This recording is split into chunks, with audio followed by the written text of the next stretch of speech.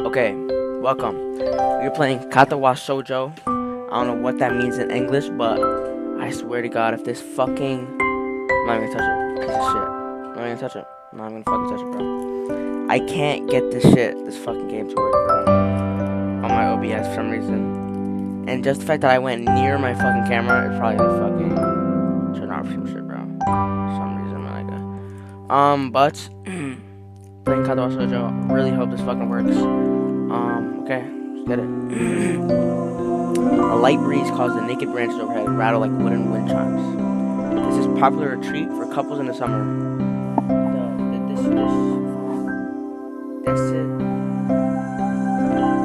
Deciduous, I think, right? Deciduous trees provide a beautiful green canopy, far out of sight of teachers and classmates. But now in late winter, it feels like I'm standing under a pile of kindling.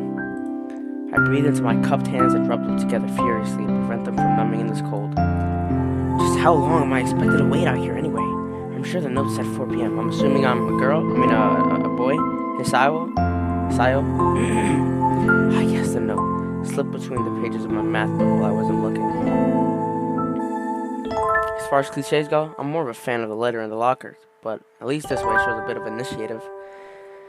So, I don't know.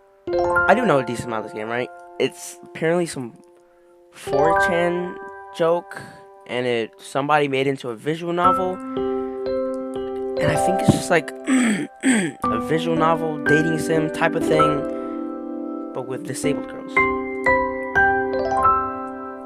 right? Something like that. That's as far as I know.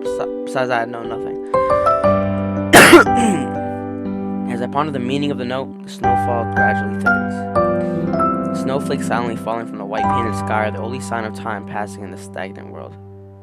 The slow descent upon the frozen forest makes it seem like the time is slow to crawl. The rustling of dry snow underfoot startles me, interrupting the quiet mood. Someone is approaching me from behind. Hi, Hisayo, came? A hesitating, barely audible question. However, I recognize the owner of that dainty voice instantly. I feel my heart skip a beat. The voice I've listened to hundreds of times, but never as more than an eavesdropper to a conversation. I turn to face this voice, the voice of my dreams. My heart begins to race.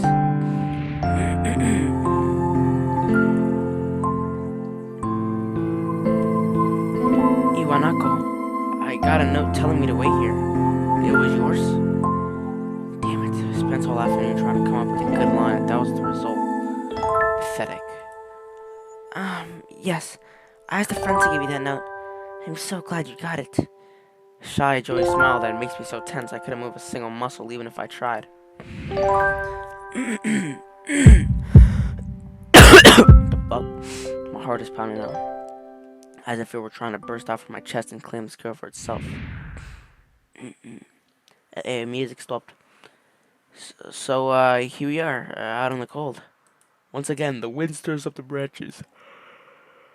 The cacophonous noise and is music to my ears. I don't know what the fuck that means. Iwanako flinches ever so softly against a gust of wind. As it passes, she rights herself, as if supported by some new confidence. Her eyes lock with mine, she lazily twirls her long dark hair around her finger. All the while, the anxious beating of my heart grows louder. My throat is tight. I doubt I could even force a word out if I tried. You see, I wanted to know. Oh, that's the girl. You see, I wanted to know if you'd go out with me. I stand there, motionless, safe from my pounding heart. I wanted to say something in reply, but my vocal cords feel like they've been stretched beyond the breaking point. Hisayo? I reach up to try to massage my throat, but this only sends spikes of blinding pain along my arms. Hisayo? My whole body freezes, save for my eyes, which shoot open in terror.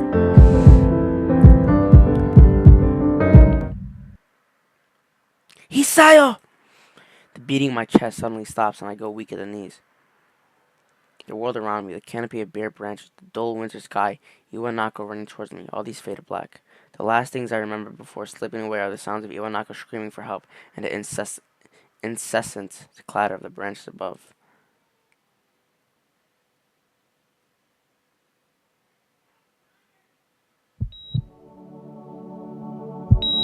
Benny Man?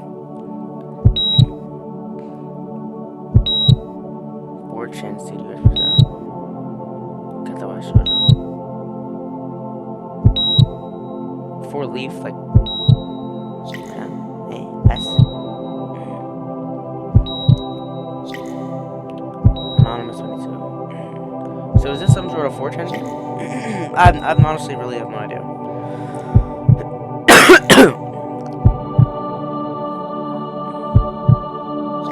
Art by Gebi Terrar, Lover Bus, Mogi, Rames, and Lover. Additional art by Climatic Bus.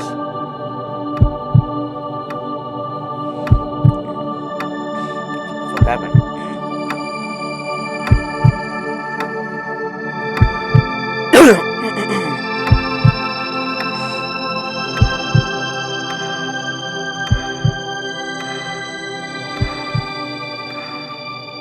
Something. I'm just dry, maybe? Fuck, I want cookies, bro. I want chips or cookies. It's been 4 months since my heart attack. That whole time, I could probably count the times I've left this hospital room unsupervised on one hand. 4 months is a pretty long time when you're left alone with your thoughts, so I've had plenty of time to come to terms with my situation. Arrhythmia, a strange word, a foreign alien one of you don't want to be in the same room with, a rare condition, causes the heart to act erratically and occasionally beat way too fast, be fatal. Apparently, I've had it for a long time. They said it was a miracle that I was able to go on so long without anything happening.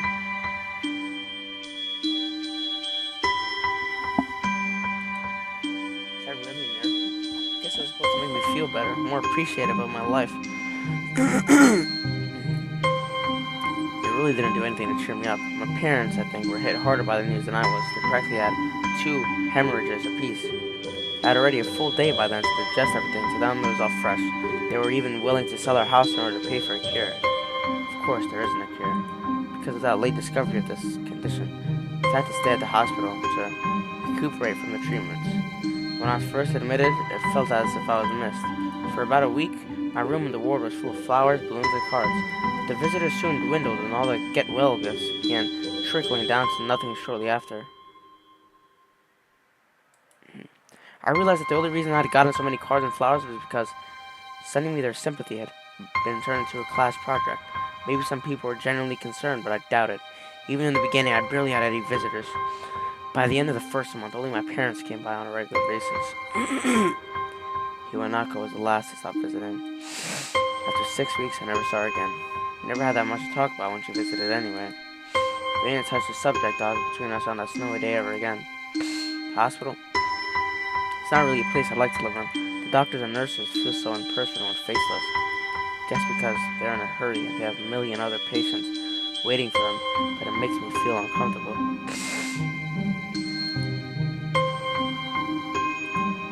For the first month or so, I asked the head cardiologist every time I saw him for a rough estimate of when I'd be able to leave. He never answered anything in a straightforward way, but told me to wait and see if the treatment and surgeries worked. So I idly observed the scar that those surgeries had left on my chest slowly change its appearance over time, thinking of it as some kind of an omen. I still ask the head cardiologist about leaving, but my expectations are low enough that I'm not disappointed anymore when I don't get a reply.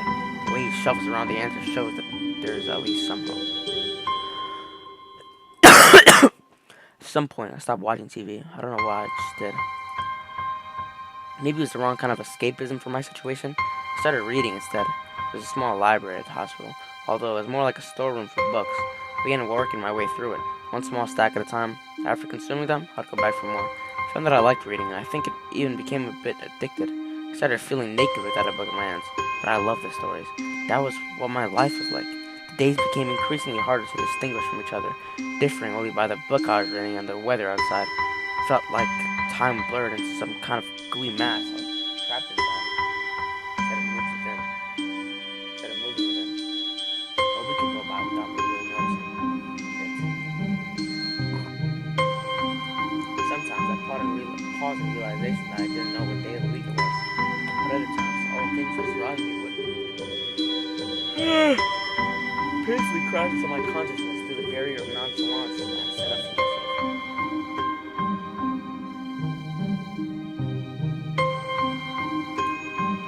my book was started to feel sharp and burning hot, and the heaviness in my chest had become so hard to bear. I had to put the book aside, just lay down for a while, looking at the ceiling as if I was going to cry. That happened only rarely, and I couldn't even cry. Today the doctor comes in and gives me a smile. He seems excited, but not very. It's like he's trying to make an effort to be happy on my behalf. My parents are here. It's been a few days since I've last seen them. Both of them are even sort of dressed up. Is this supposed to be some kind of special occasion? It's not a party.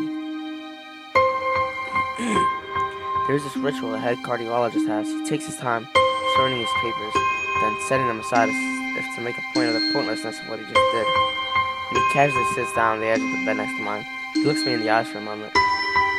Hello, Sal. How are you doing today? I don't answer him, but I smile a little back at him. I believe that you can go home. Your heart is stronger now. With some precautions, you should be fine. You have all your medications for the doctor. I'll give your father the prescription. The doctor handed a sheet of paper to my dad. His expression turned wooden as he read it quickly. So many. I take it from his hand and take a look at myself, feeling numb. How am I supposed to react to this? Is it hallucination, heart failure, paranoia? The absurdly long list of medications staring back at me from the paper seems insurmountable. They all blend together in a sea of letters. This is insane. Side effects, adverse effects, contradictions, and dosages are listed line after line with cold precision. I try to read them, but it's so futile. I can't understand any of it, attempting to only make me feel sicker. All this for the rest of my life? Every day? I'm afraid that this is the best we can do at this point. However, new medications are always being developed, so I wouldn't be surprised to see that list fade over the years. Years? What kind of confidence booster is that? I'd have felt better if he hadn't said anything at all. Also, I spoke with your parents and believe that it would be best if you don't return to your old school. What? Please, calm down, Isao. Listen to what the doctor has to say. Calm down. The way he says it tells me he knew full well that I wouldn't like it. Am I going to be homeschooled? Whatever my concern shows, it's ignored. We all understand that your education is paramount. However, I don't think that it's wise for you to be without supervision.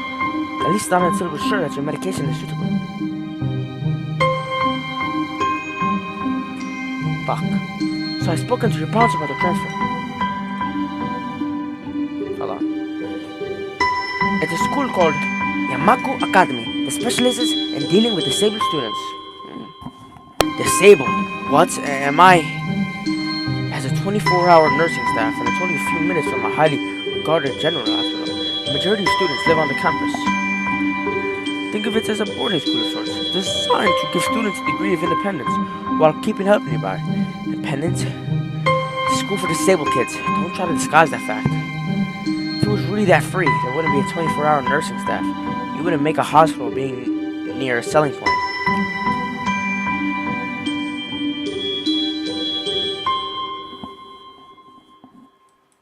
Of course, that's only if you want to go. Your mother and I aren't really able to homeschool you. We went out there and had a look a couple of weeks back. I think you'd like it. Like I really don't have a choice. Compared to other heart problems, people with your condition usually tend to live a lot of lives. You need a job one day, and this is a good opportunity to continue your education. This isn't an opportunity. Don't call it an opportunity. Don't call it a goddamn opportunity. Well, you should be excited at the chance to go back to school. I remember you wanted to return to school. Well, it's not the same one.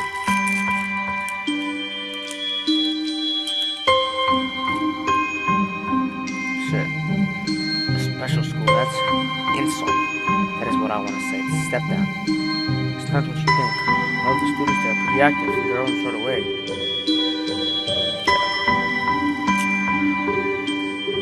It's geared towards students that can still get around and learn, but just need a little help, one way or another. Your father's right. Many of the graduates of the school have gone on to do amazing things. A person doesn't have to be held back by their disability.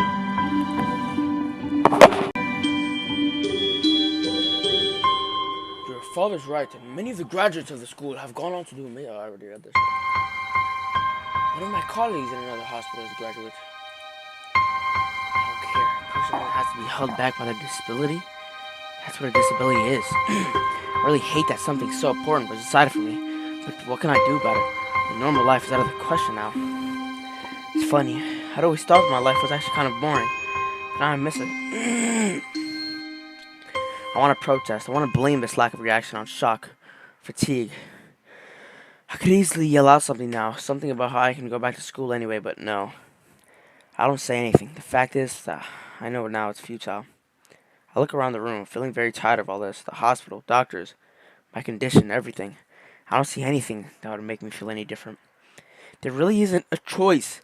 I know this, but the thought of going to a disabled school, what are those even like? As much as I try to put a positive spin on this, it's very difficult. But let me try. Clean slate isn't a bad thing. That is all I can think of to get me through this. At least I still have something.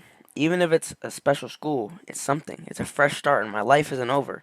It would be a mistake to just resign myself to thinking that. At the very least, I try to see what my new life will look like.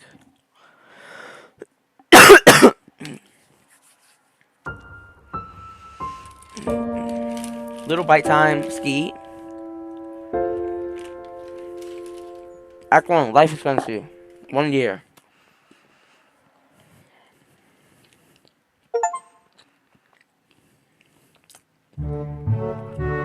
The gate looked far too pompous for what it was. In fact, gates in general seem to do that, but this one especially so. Red bricks, black wrought iron, and gray plaster assembled into a whole that didn't feel welcoming at all. I wonder if it looked like what a gate for a school should look like, but couldn't really decide. Probably no. Of course, I didn't want to get snuck on thinking about the gate for too long, so I answered through it with a brisk pace that felt surprisingly good. Moving forward feels good. So I walked towards the main building of Yamaku Academy with this brisk pace.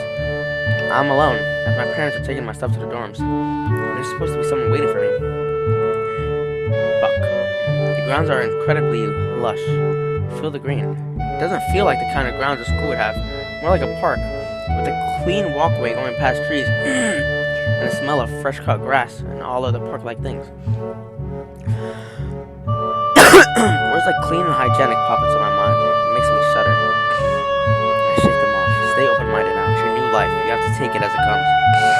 That's what I tell myself. A few big buildings loom behind us, leafy canopies. Too big and too many for just a school. Everything seems off. It's different from what I thought I knew about schools. It's an uncanny valley. Even though I was told this is my new school, in the back of my head, it doesn't feel like one. I didn't mean to do that. Fuck. I wonder if the feeling is really caused by my expectation of a school for the disabled. Speaking of that, I don't see anyone else here. It's kind of eerie. Makes me wish there was somebody here so I could anchor myself to something tangible, instead of having this feeling that I stepped into another dimension. Trees hum with the wind and the green hues flashing all around me catch my attention. It makes me think about hospitals again, how they say that the operating rooms are painted green because green is a common color. So why am I feeling anxious, despite all the greenery? Only after I stand in front of the haughty main building, I surprise myself by realizing why the gate bothered me. It was the last chance I had to turn back, even if I had no life I could return to. But still, after entering, there was absolutely no way I could go back anymore. Feeling nervous and with this realization set in my head, I opened the front door. A tall man with bad posture noticed me as I answered. We're the only people in the lobby, so it's really logical. Must be Niki? Naikai. So you are. Excellent. I'm your homeroom science teacher. My name is Motoyo. Welcome. We exchange a handshake that is neither firm nor sloppy, and he looks at his watch. The head nurse asked you for a brief check-in visit, but there's no time for that now. Oh, should I go later? Yes. Fuck! Fuck my voice. Yes, afternoon is probably fine. We should get going and introduce you to the rest of the class. They're waiting already. Waiting for me. I don't like being the center of attention, but I guess it's inevitable for a situation like this. Somehow, not knowing what is waiting for me makes me really nervous. Thinking of this, I almost missed what the teacher was saying. Do you want to introduce yourself to the class? Of course. Yeah, sure, I mean, is that normal? Of course, but not everyone likes to be at the center of attention. Probably one of those people, but I guess I should be the one to give the first impression of myself. Right, but it's no problem. Let's go then.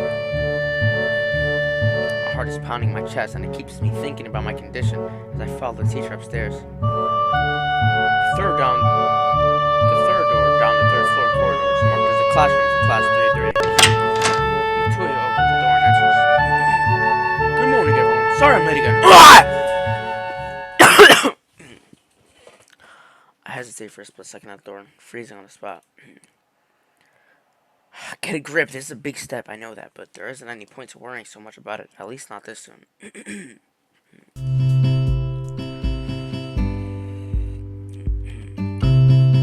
I follow the teacher into the classroom and look around, partially so I won't have to meet the curious gazes of my new classmates. It's pretty spacious. The ceiling is unusually high, and there's lots of space left over around and in between the desks. The entire wall, taken up by blackboards, and the high old-fashioned windows only make it seem larger.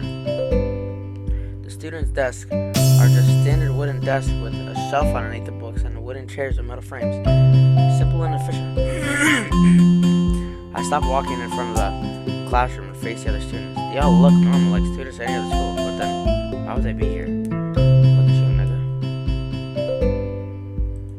You're probably like me and there's something wrong with them, only it's just not immediately obvious.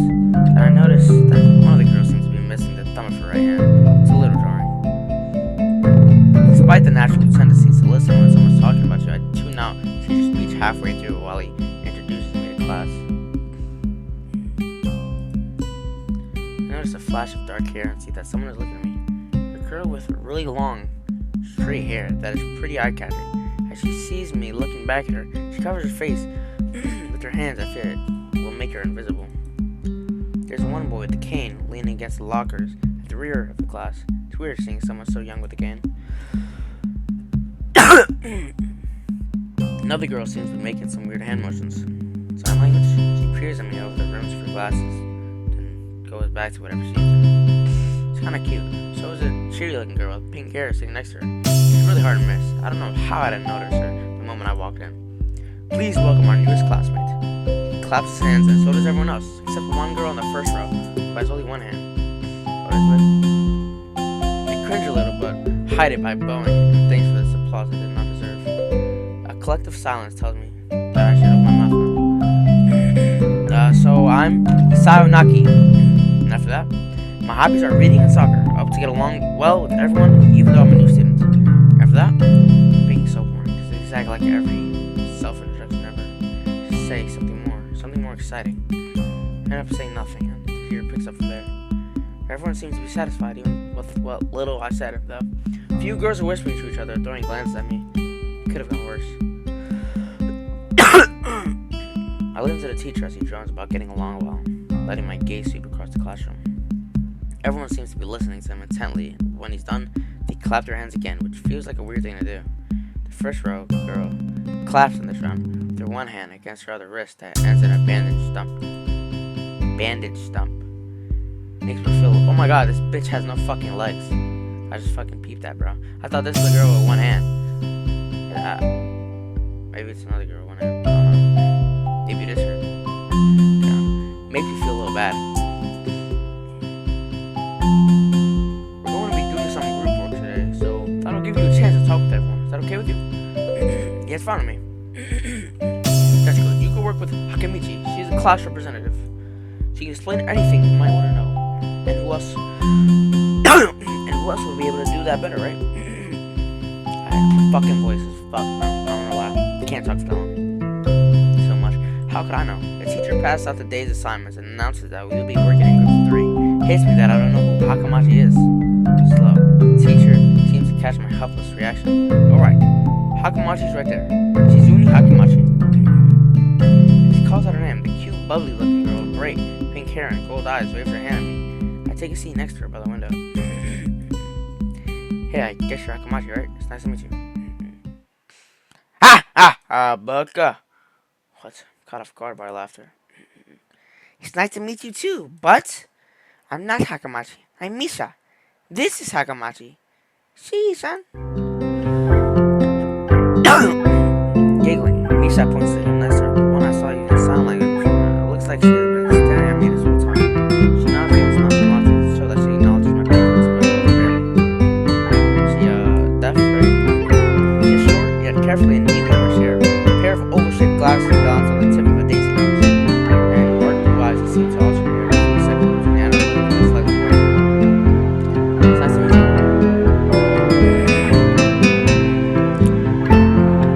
She immediately looks at Misha, who smiles and makes a friendly gesture with her hands. Hakamichi nods and makes a gesture with her arm. It's such a wonderful teacher who's messing with me, saying things like you'll be able to talk to people and who better to explain things to you. Yeah, definitely right. I can see you're a little confused, right? But I understand why you think I was Shi-chan. Fuck. Shi-chan is deaf, so I'm the person who translates things back and forth for her. I'm like an interpreter. She says it's nice to meet you too. I'm used to it. Well, she's on. Of course he is.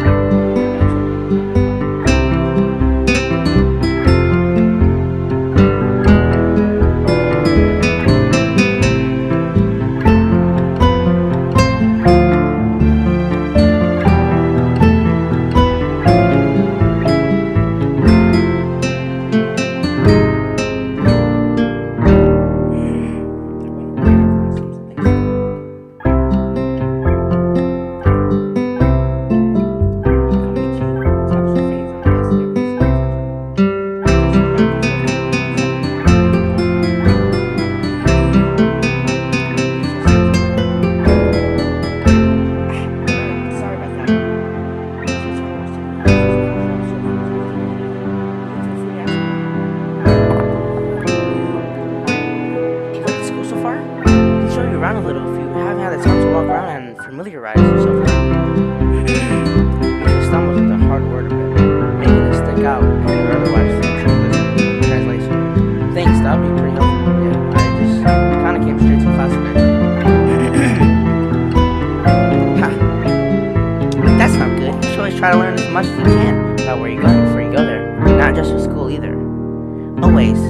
Even if it's a trip to the convenience store. Really, Shi-chan?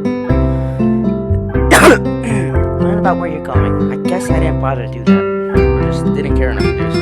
I don't look forward to this, even if I committed myself to go along with it half-assedly. But anyway, I don't say anything. And Misha signs something that ends in a shrug. What was that? It seems like it was about me. I feel like slumping over my seat. Both of them are smiling, but that shrug hit me unexpectedly deep. Look down, are you okay?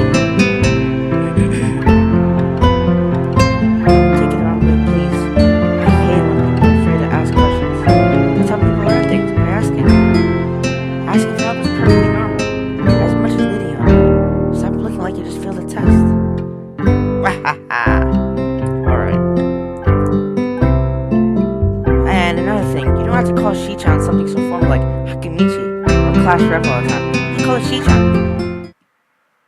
Boss. Maybe that's too casual. Maybe Shizune would be more appropriate. Yep, Shizune is fine. Okay, that'd be a lot easier for me. I feel a lot more at ease. Both of them seem so friendly, so I feel like an idiot for being so apprehensive earlier. Especially about choosing it. Well, I assumed it'd be all business. Well, she still seems like that.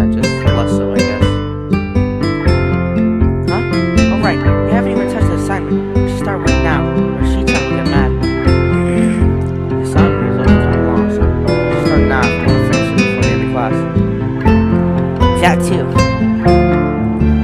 Shizune glares at the two of us impatiently. I don't need to know sign language to understand that. Okay, I get the message. After class, we can take a walk around the grounds together. It's a nice day today, okay? The assignment is actually very challenging to get through, combining aspects of being both difficult and unnecessarily long.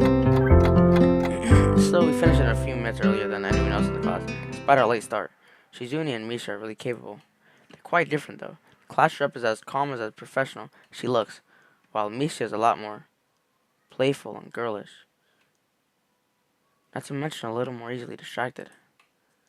To be honest, the two of them did most of the work. I feel guilty by that. The clock tower bell rings, signaling the end of the period. Time for lunch. Without knowing what else to do, I follow Misha, who's beckoning me into the hallway and down the stairs. We descend even below the lobby where I met Mutoi, down to the bottom floor. Just like everything in the school, the cafeteria seems too spacious and oddly modern, in contrast to the classic exterior. Big windows open to the courtyard towards the main gate. Cafeteria! Enthusiastic statement of the obvious makes people around us stare. Misha doesn't seem to care, so sits in line. There's a rather long list of many couches. It's great, so I realize that many of them are to accommodate students, especially guys. How nice. It feels like I'm back at the hospital with the board, especially with science. I picked something at random and followed the remains of the table, sitting opposite the room. As I know, exactly the food I'd rather not eat. You should put me on the side to get my attention and position. I don't understand science, so the point is scared. If you're looking at proper blood. You want to know something? What? About anything. Where are you guys? So you should ask if there's something. Wonder. How being rude. I think everything I need to know. Maybe the library. No, I'm a reader, right? Yeah. Is there a library in school? Maybe I've got some reading a lot of stuff. I'd like to check it out. There's a kind of frown that makes it seem like you consider reading a healthy hobby. Why am I fucking talking about this? There is. It's in the second floor. I'll show it to you sometime. Thanks. I turned my food while the girl was talking to me. Misha and Shizune signed back and forth very animatedly. I said that right. Throwing sideways glance at me, but Misha refrained from parasitic. Maybe they're talking about secret girl something. I quickly noticed the conversation, and silence is not enough to fill a silence. We arrived in the classroom early, but not the first. That dark girl I met before slumped over her desk in the last row.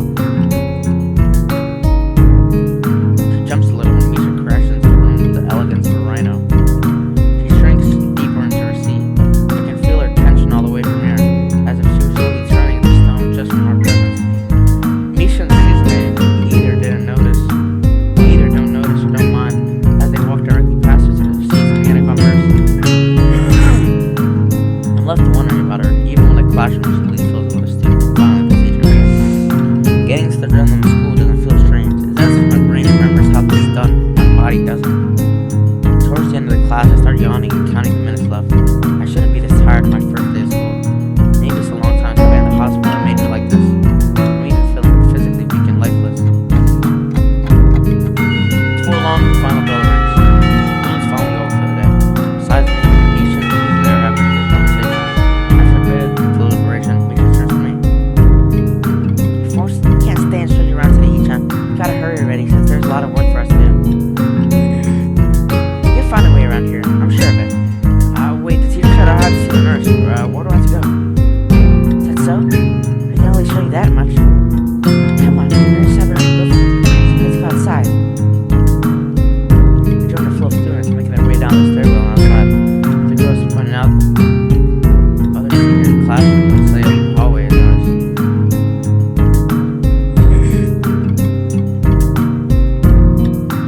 Turn those.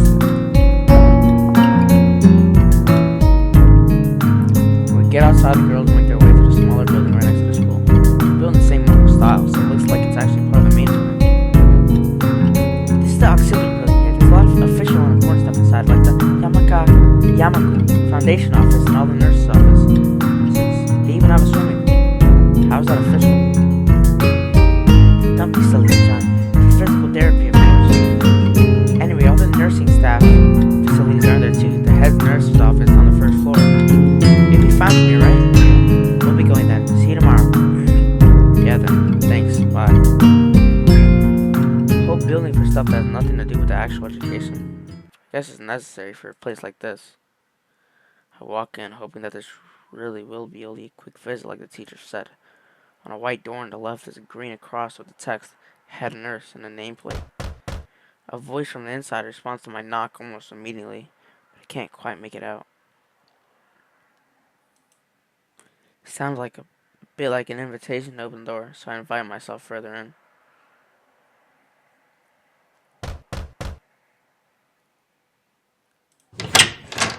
The room is not large and it smells strange. A friendly-looking man turns around on his office chair to face me as I enter. His desk is neat and tidy, but the bin under the table is overflowing with used medical utensils, and there are at least a dozen coffee cup rings lingering on the desk. Hello there. What can I do for you today? He's young-looking and sort of rugged, but the dimples in his cheeks wash that impression away when he smiles. Are you a nurse? He smiles like a person who's heard this very same question hundreds of times. Why, yes, I am. It says so on the door, no? Call me by my name, just nurse, like everyone else. Of course, I shake off my confusing feelings as I probably should. Realizing I probably should grab his extended hand. His handshake is rather firm and friendly. Alright, I'm used to it, and my normal teacher told me to come meet you. My name is Sao Nagi. His eyes light up with revelation, and he snaps his fingers. Oh yeah, that Nagi! I was just reading your file this morning. Some kind of chronic, arrhythmia. Oh fuck. And related congenital, oh fuck. Heart muscle deficiency, right? He gestured me to sit down in a vacant chair in front of his desk. Yes. Good, well, we've always been briefed about this quick enough. So, I'll just go over this quick. We have all kinds of facilities available, mostly physical therapy and such. There's always someone from my staff around, even at night. So never hesitate to call us if there's a problem. The famous 24-hour nursing staff. Wow, it's like a hospital. Not exactly. For instance, we don't do brain surgery here. This joke feels so out of place, I'm not thinking why I said it. Yeah, that's really weird to have so many medical people. You'll get used to it. I'm not so sure about it myself, but I don't let the nurse know. Now, let me just watch you follow them.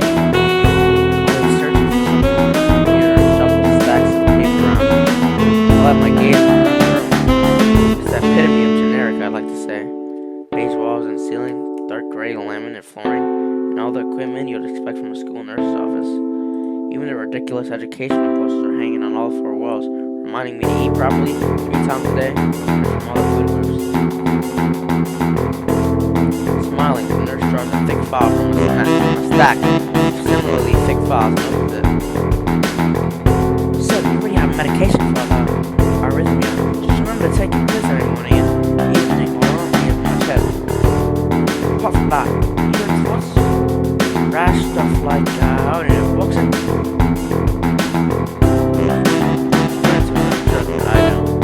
Well, I play soccer occasionally with some classmates. Alright, I'm afraid I'm going to have to recommend your friend to do that. At least for the time being.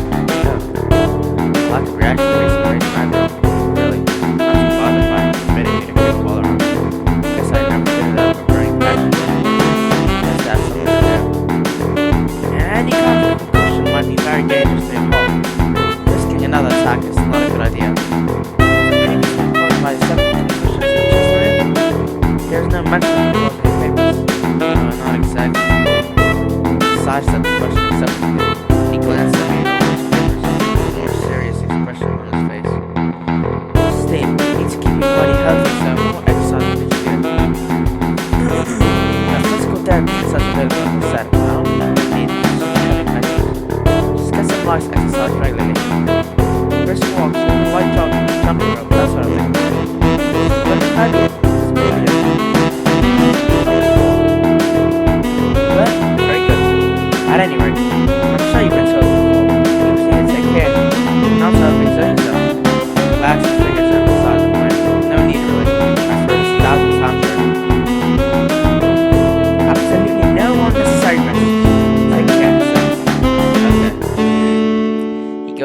papers one more time and sets them on the desk, obviously content. Good, that's it then. Cut me if you ever need something. I'm ushered out before I even realize it. Quick visit indeed. I end up standing in front of the main building and the auxiliary building, although to my eyes, they still look one and the same. It's the first real look I get at the other students, so I watch people coming out of school, going towards the gate of the dorms. Everyone seems to know where they're going, but I still keep thinking that most of them don't look too special for being students at a special school. Then again, neither do I. Does that make me one of them? One of us? I should go somewhere too, to prevent me from getting lost. I'm trapped in this time, but I feel tired instead of hungry. The weariness in me only grows as I trudge toward the dorms, set a little way apart from the main building complex.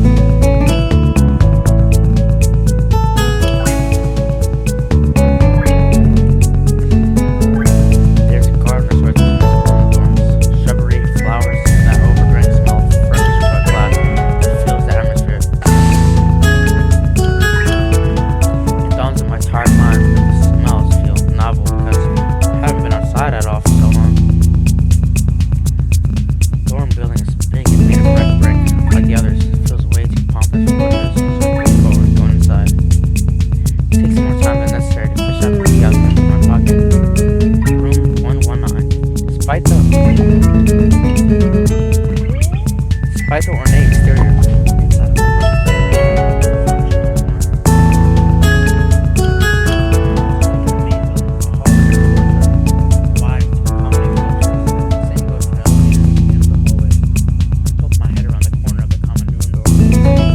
inside, a few students are watching television. One nods and gives a quick hello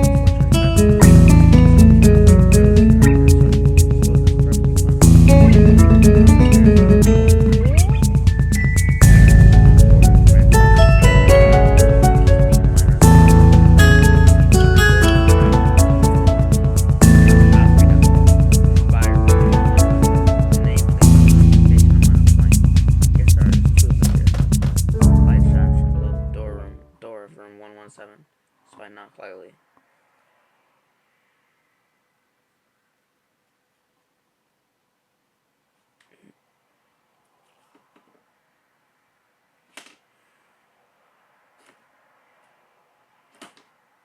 Light shines from the door.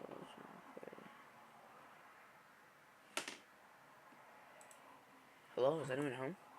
From inside I hear a few movements and clicking of way more locks than I thought these doors had. After a moment, the door squeaks open. A bespectacled boy is standing in the doorway.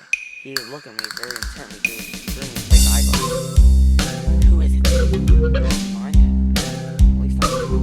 Now you have eyeglasses if he was. When he's closer, he gets one nose and almost touching. His breath stinks garlic. So nice connection. I thought I should introduce myself. Face on the right, the realization. Hands back up, thrusting his hand out, smiling. Breaks my dice.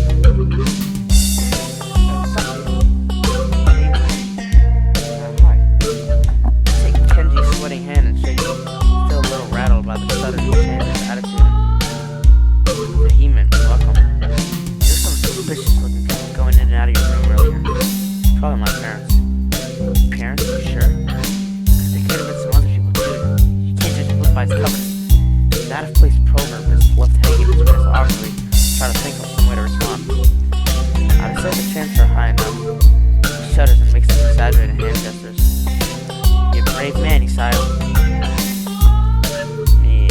I don't think I can trust the chances. The only one I trust is myself. Does that mean I shouldn't get to know you either?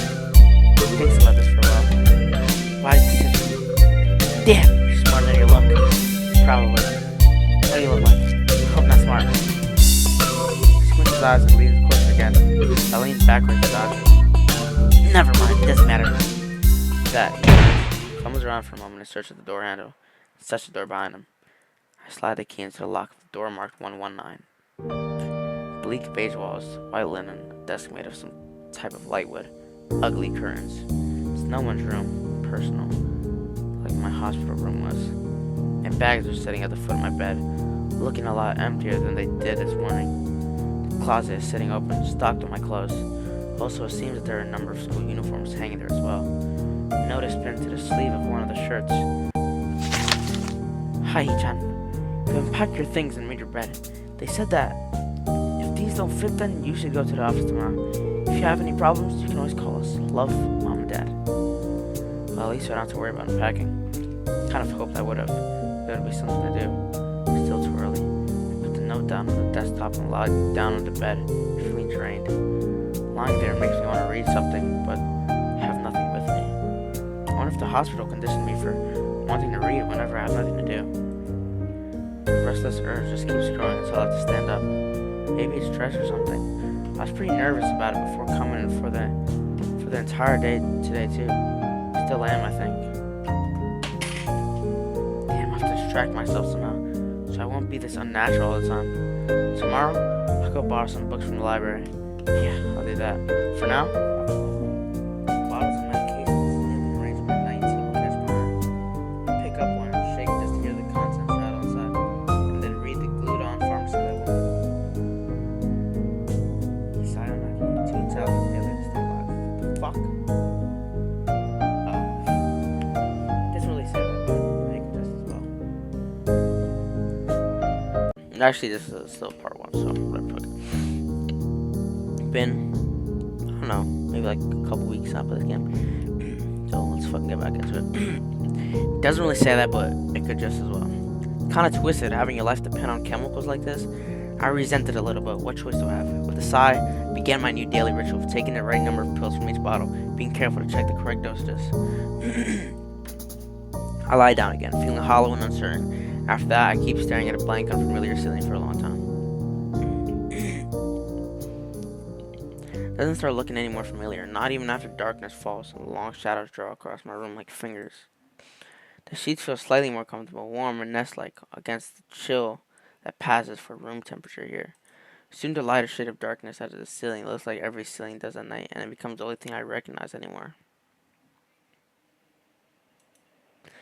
The night beckoned me to sleep, and I feel the coldness of unfamiliarity and fear creeping up my spine once again. I keep drifting further away from the world I knew. What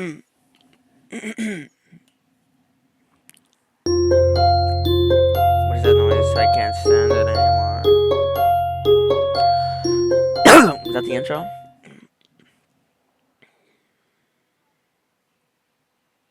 Or is that just me sleeping? I wake up in a strange room. Solid morning light shimmers against the light gray ceiling. I'd forgotten to draw the curtains closed last night. This is my room, isn't it? My room. This is the 3rd room this year that I'm supposed to call mine. Various things around here remind me that, indeed, it's me who's supposed to be the one living here. My bag's on the floor, my new school books on the desk. Everything means including his room and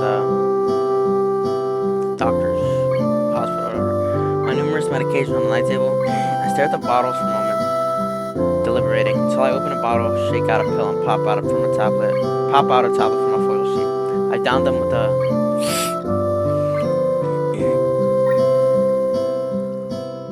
with a chaser of water without thinking about the chemistry. My uniforms are in the closet. I slink out from under the sheets and stretch my back before dressing up. Putting on a new school uniform feels like dressing in someone else's clothes. The artificial smell of generic detergent fades my nose. The feeling of fresh clothes against my back is a good one. A natural one. It feels like a school uniform, as it should. It's not much different from what I used to wear before. That goes for other things too. So far, this place seems more or less like a normal school. Except for the people. I think back to my talk with Kenji yesterday. Misha's constant laughter and Shizune's sweeping sign language gestures. So I'm trying to remember, it's been some time. I think Misha's the pink-haired girl, and then Shizune's like the class president in sign language. It's been like 2 or 3 weeks probably since this game. Well, I've only met 3 students so far. Maybe they're not that number, but I'm sure others are. I'm trying to think of the 3rd student I met. I remember meeting the doctor. Perhaps people like them are what passes for normal around here. Yeah, what is pass for normal around here? What do people do? I didn't see a lot of kids hanging around after class yesterday, so maybe there are clubs. So, I wonder if I should join one. You gotta join them, bro. You gotta join the Doki literature. All through class, the question remains on my mind, so I decided to ask Shizune about it when we split into groups. After all, she did say if I had anything I wanted to know, I should ask her. Shizune, this is a Clash rep. Sign language girl, I'm pretty sure. Can't speak. She crosses her arms and shifts her gaze slowly to Misha, who looks more preoccupied with trying to grind the eraser of her pencil down so that the top is perfect and evenly flat. Misha. Sorry, Shichan. Hold on, bro, I'm retarded.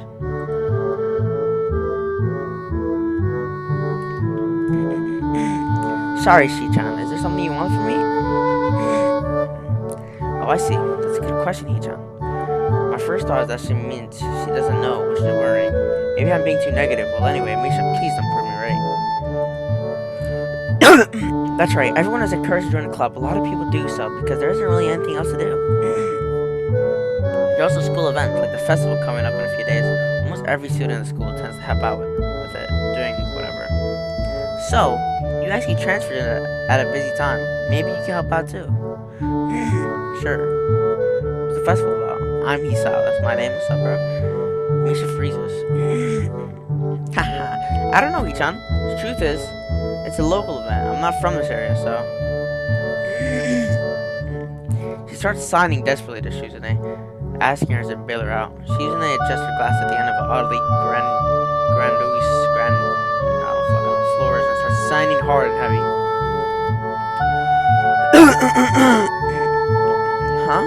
Oh. Who cares?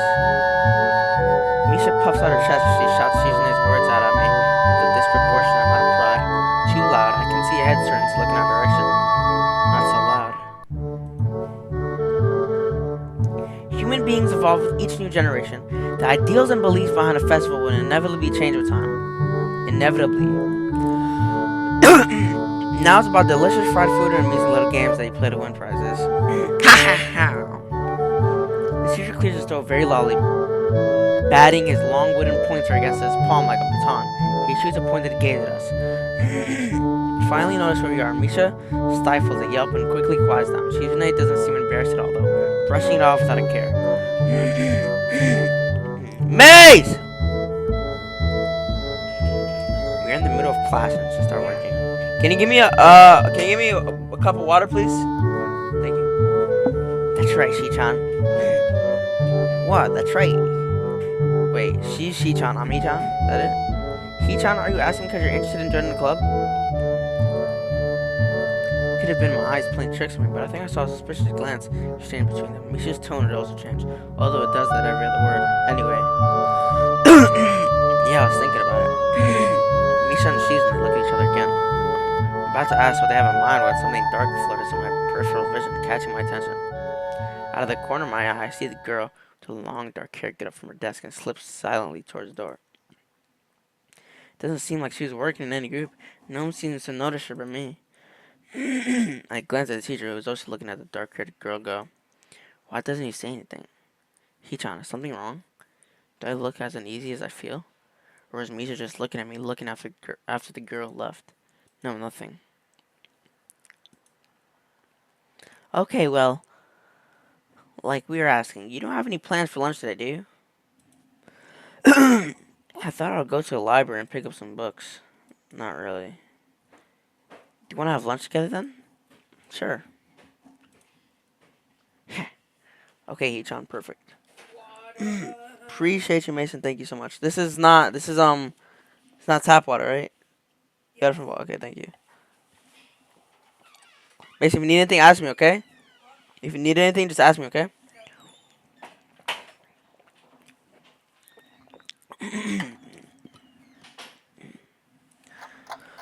Damn, I need some water. Just playing fucking.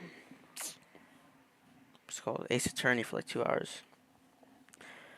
I'm not a talker, bro. I don't talk too much. Like besides games, so doing that shit kind of, The rest of the class passes uneventfully. The girl with the long hair never came back. Before I have the time to put any more thought into where she could have gone, the teacher informs us that it's time to stop working. Shizune looks more than a little annoyed that we only just barely managed to finish all our work on time. I'm just glad we finished it at all. It's not a contest or anything. Yes, it is, Hichan. Possible. Really? Really? I've noticed this before, but it's kind of funny how Misha is always moving her hands and not signing. And signing not only everything she says, but what anyone else is saying at any given time. Obviously, it must be so she's and I can understand it. Wait, Misha's? Yeah. Obviously, it must be so she's and I can understand it. Her eyes dart back and forth between Misha's hands and me. I don't know who I'm supposed to be looking at. I'm talking to Misha, but that might be wrong. Maybe I should face Shizune. I'm just looking in the direction of the person whose voice I'm hearing, but really, Shizune can't hear me. But it'd be disrespectful to talk to her only through Misha. Then again, isn't that what she's doing? No, she's literally looking at me. It's all very confusing and will take some time to get used to. It's not a contest because contests are competition or prize. If there's no prize, then it's not really a contest. Shizune's eyes flash dangerously with a competitive glare. She stares at me as surprised that I'm challenging her. I think maybe this is a contest, sir. I never noticed before how dark and blue her eyes are. It's truly an alluring gaze. Are you sure, Hichan? Very sure. Haha, you're wrong, Hichan, because I don't want to be the slowest one in the class. Therefore, what's on the line is my confidence in my abilities, and the prize is the satisfaction of proving them. Shizune pushes her glasses up the bridge of her nose in a very matter-of-fact way. I'd argue more, but the bell rings. She quickly gets up and picks up her bag, looking at me expectantly. I'd almost forgotten that I was supposed to have lunch with them. What do you want to eat? Cafeteria? It's a plane. Okay, let's go. Plane? Well, I guess. My old school, I like to eat outside near the back of the building. It was a good spot, but I didn't find it until near the end of my freshman year. I wonder if there was a similar place to eat here. Misha seems to imply as much. Shizune and Misha pulled me towards the cafeteria, which is surprisingly not packed. Maybe some students favor eating in the classroom or outdoors. I saw some of my classmates have boxed lunches. After he finished eating, Misha picks up where he left off earlier. So, Hichan, you wanted to know about clubs and stuff, right? Right, Shichan. Okay, I guess it makes sense to ask first.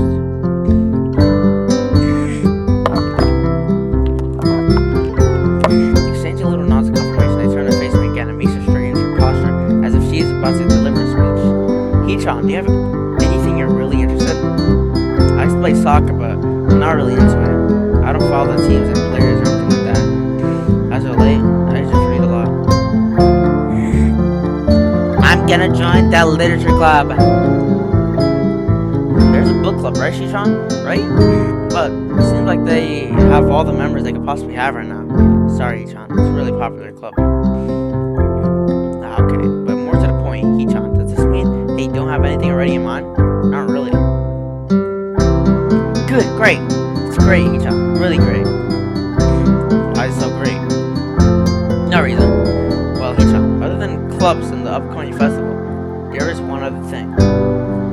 Student council! You see, I didn't know the school had a student council. That was a very melodramatic setup, though. What do you mean, bro? She's the student council president, no? That was a very melodramatic setup, though, just to tell me that. I'm pretty sure the two of them know this because Shizune looks a little embarrassed about it, and Misha's laughing. Shizune quickly retakes control of the discussion. It matters.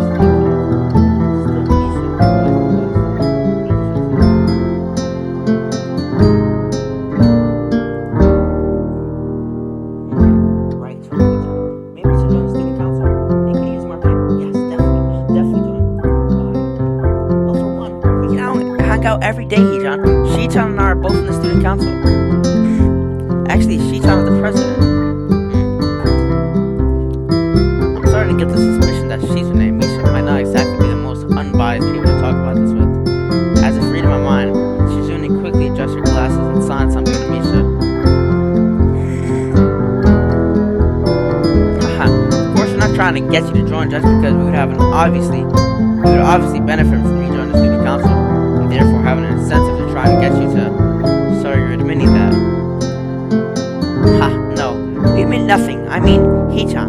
Of course it'd be nice if you joined it. We'd appreciate it. But even without all that, joining the student council shows a healthy interest in the works of one school.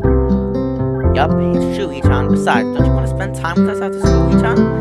Can't tell if she's being genuine or if this is just really good acting. Both of them seem to be trying hard to look their cutest, although they are already pretty cute to begin with. Well, I fuck to have a calculator in my hand, bro. So it's settled then. Welcome to the student council, Ichan. What? No. Aw, see, Shi-chan? Of course it wouldn't go so easily. Yup, that's right. It would be boring if it went that smoothly. Oh well. Shi-chan knows the candy now. Betting on it? Hey, my life is not a game here. Shizune seems very intrigued by this when Misha signs her. The aggressive glint returns to her eyes. That's interesting, Hee-chan. Let's play a game. That's not what I said. How about rich man, poor man, Hee-chan? Oh, Hee-chan. If you lose, you have to join the student council. No, absolutely not. Why not? Well, because you two both have the same incentive and therefore the same goal, which is aiming to join the student council, right?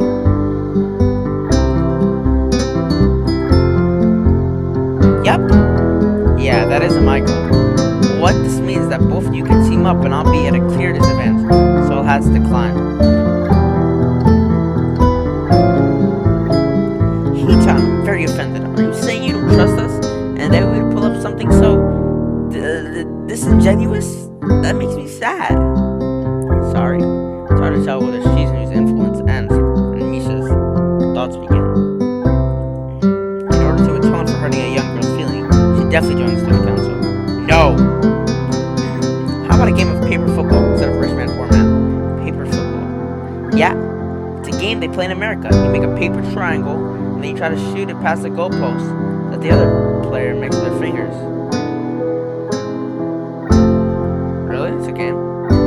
Paper football. Really? Isn't that cool? It's the ultimate form of competition between two people each, huh?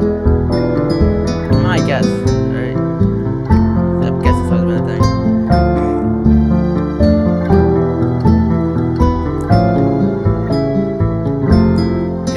By elementary and middle school children, Shi-chan. That means it's a game that really separates the boys from the men. More like the boys from the slightly older boys. Anyway, I'm not going to play that either. Just the fact that you know about it means you're probably surprisingly good at it. Ha, really? That's true. How'd you know, Hee-chan? She frowns at Misha, telling me that she probably wasn't supposed to admit that so readily. I wouldn't say that I'm happy with their attempts to get me into the student council, but I'm a little curious about what the student council does here. I've never been on one before, or even known anybody who's a member, so it interests me. I was kind of like Shizune and Misha, so maybe it wouldn't be so bad. Okay, Hee-chan, how about Risk, the game of world domination? I don't know what that is. It's really funny, Hee-chan. You fight for control of the world with armies and everything. Sounds like Shizune would be good at it. If you want to play, we can after school. Really, Shi-chan? You can play just for fun, Hee-chan. Shi-chan hasn't played in a long time, so if you want to, there are no strings attached. Well, okay. Perfect. We'll see you after school in the student council room then, Hee-chan. Wait, why there? Because that's where we keep the game. I grimaced to tell them how much I do not like this, but it's more for show than anything. So in the end I agree, but only after getting Shizune to acknowledge that I don't mean anything concrete, just by accepting. Take a look around and play a game with them. Bro, my nigga, what else do you have to do, bro? Just join the student council, bro. The two friends you already made are in it, bro. Just join. Like, what else are you doing? You go to fucking class. What else are you gonna do, bro? Study? Fucking other 8 hours every day, bro? Like, what? Lunch ends and blah blah blah, something happens. Okay, I see that, bitch. Lunch ends and we go back to class. During afternoon class, the long-haired girl comes back and sits down in her seat without a word. Again, no one seems to notice. If they do, no one says anything. I want to ask Misha about it, but I don't want to be nosy. After school, Shizune and Misha quickly find me by the first floor lobby and to latch onto me, covering each flank in case I might try to escape. I feel a little offended, but I've been considering it. Nevertheless, I'm a bit disturbed that enough people have made a break for it in the past to throw the guard. What's with the escort? This doesn't make me feel very comfortable. In fact, it makes me feel like a dangerous prisoner being transported to a cell. What's wrong, Ichan? That's right, we're just gonna go play a game of Risk, remember? I don't know, Misha, this all seems a little sinister to me. I started thinking that when we sit down and play the game, they'll tie me down and torture me until I rejoin the student council. Well, that's highly unlikely, but still, for some reason, it just seems like it would be so plausible. Getting to the student council room is as simple as turning 2 corners from where we started. What, that's it? This makes you guys being so on top of me seem a little silly. That's not true, Ichan. Shichan says that when their life is threatened, people have shown the capability to pull off superhuman bursts of speed. Life is threatened. Her expression unchanging, Misha signs something amusingly to Shizune, who makes a baffling face and puts her hands behind her back, looking pleased with herself. I need to take a shit. Hold on, bro.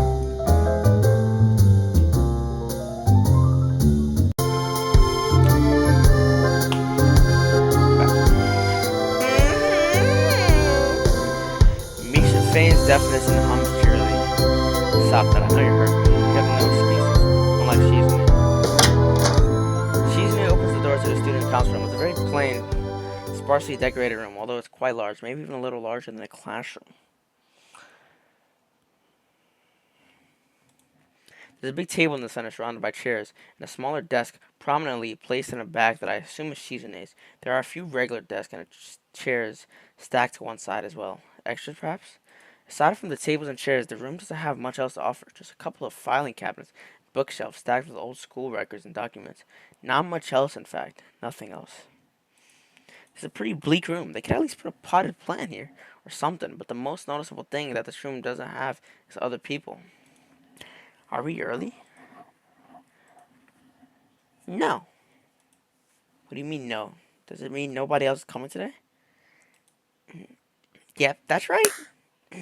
Before I managed to ask why that's the case, Shizune clapped her hands together very energetically. Hichan, let's play Risk. Come on, you promised, didn't you? You have to. Come on, bro, you gotta join, bro. Like, I'll feel bad. Except nobody at their fucking club. Okay.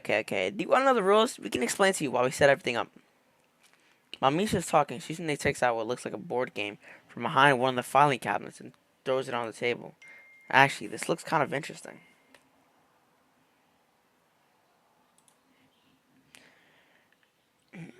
After Misha spends a little too long for her liking running through the basics with a somewhat vague and confusing tutorial, Shizune cuts in and declares the game has started with decisive motion, slicing her arm through the air.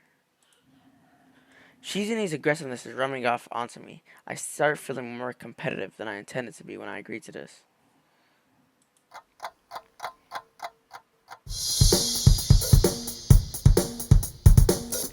Halfway into the game, while I try to ponder how to defend against Shizune's soft she breaks my concentration by drumming her fingers on the table to get my attention.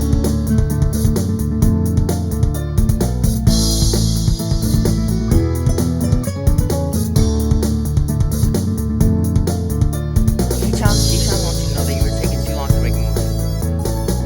Shichan also says that she will let you keep Australia after you agree to join the student council. Thought this was a game with no strings attached.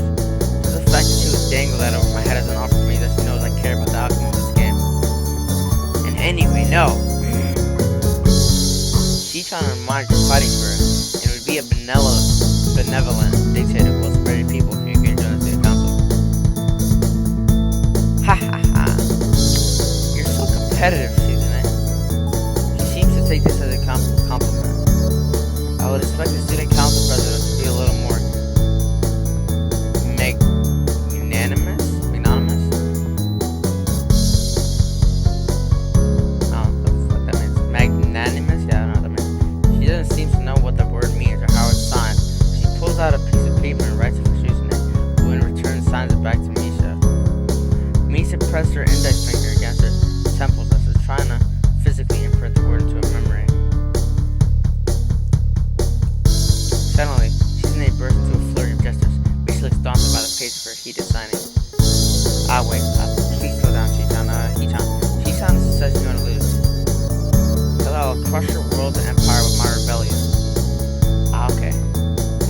eyes of her shine with childlike mischief. She says you have no chance.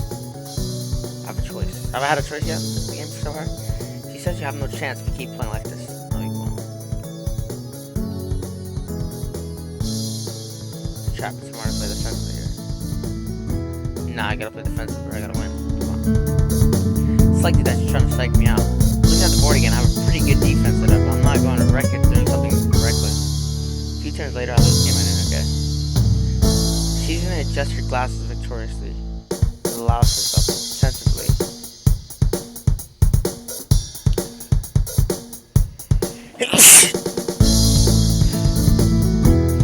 She's gonna adjust her glasses victoriously and allows herself to tensively pump a fist in the air in celebration. Hee-chan, you lost me, allowed me to take North America. I mean, Shi-chan, not me. Getting control of North America is ambitious because it provides a fire army bonus. But you can attack it from 3 fronts. So you must have for them all.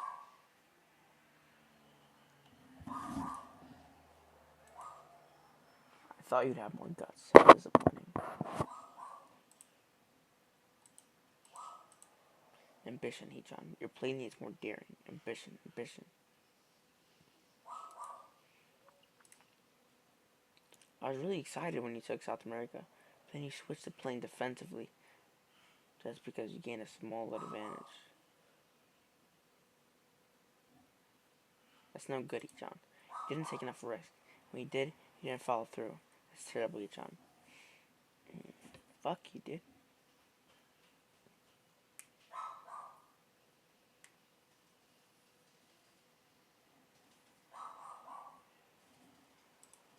Damn, what does it hurt if I play too carefully? Doesn't need to rub it in my face. I wonder if you'd even be good for the student council. What's this, reverse psychology? Guess I don't have to worry about joining or not in that case. Giving up just like that? I expected more of you. Seriously, is Susan trying to charm me to join the council?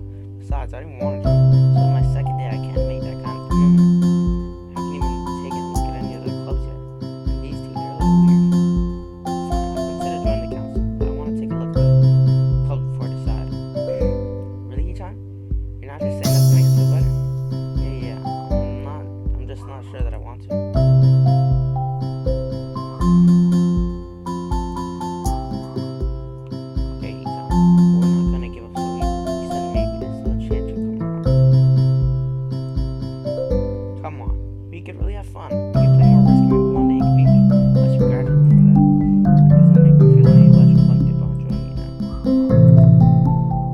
Miklo! Surely we're not that horrible at board games. Maybe we could play a game, you know that, to give you a handicap. I might have said that just to make you feel better after all. That's cold, Hee-chan. I take a glance at the clock on the wall and realize I spent far longer playing worse than I expected. Sorry, I think I have to go. I want to go to the library. It's not closed yet, is it? Susan scratched her head and gestured at Misha. How hard can it be to determine whether the library is open? There's a clock right there on the wall. It should be, unless the librarian is absent. I think you're right, Shi-chan. We think the library is open. It's on the second floor. Can't miss it. You want us to show you where it is? Nothing. It's okay. See you tomorrow. Bye-bye. One flight of stairs up and I run into problems. The second floor hallway is a carbon copy of the third floor one. Wide, of course, and plain like oldie hallways can be. The problem is that the library's whereabouts are not as easily determined as one would think. Classrooms are marked with signs stating which class they belong to, but then there's a plethora of other unmarked rooms. Is the library one of them, or is it just somewhere down the hallway?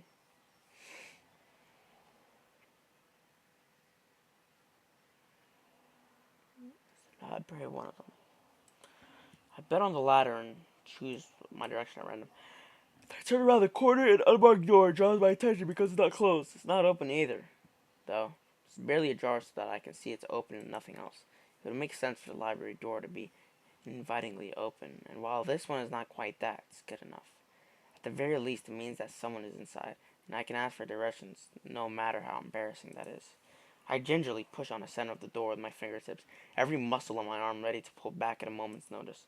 The feeling of being an outsider to the school can't be shaken from my mind, so so much so that I instinctively fear doing something wrong by entering. The door slowly creaks as if groaning from a deep sleep. Though is much easier to open than I'd anticipated. Leaning over and poking my head ever further inside to gain sight of the room as fast as possible, the meek hello on my lips is quickly snatched away by the most beautiful girl I've ever seen. This is not as I was expecting. I mindlessly let the door open to its full extent, taking in the sight of the solitary figure taking center stage, otherwise abandoned me. The situation steals my voice, leaving me standing at the doorway, staring at the beautiful girl. Evidently, having taken her time to assess the situation, the girl gently puts down the teacup and opens her eyes, but doesn't look at me.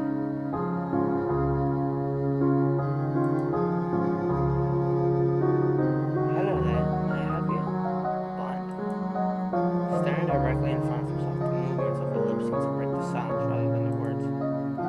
However, it's a soft, measured voice that reminds me she's being separate from the room itself. Not only is she likely the tallest girl I've ever laid my eyes on, but even among the foreigners I met, she's strikingly distinct. Hi, sorry for intruding, I was just kind of lost. It takes a moment to formulate a response before speaking. Every action he takes feels as if it's carefully choreographed beforehand. Care to take a seat? Unexpected, considering that I'm intruding upon her. Thanks. I slowly step towards another seat opposite her. The girl resting the teacup and saucer on the wooden table in between.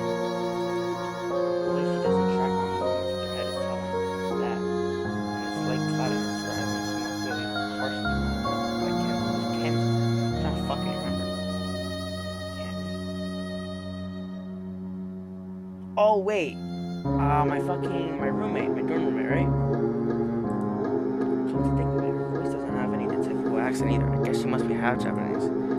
As I take my seat, her composure takes me slightly off guard. Her air of relaxed confidence makes the silence entirely uncomfortable.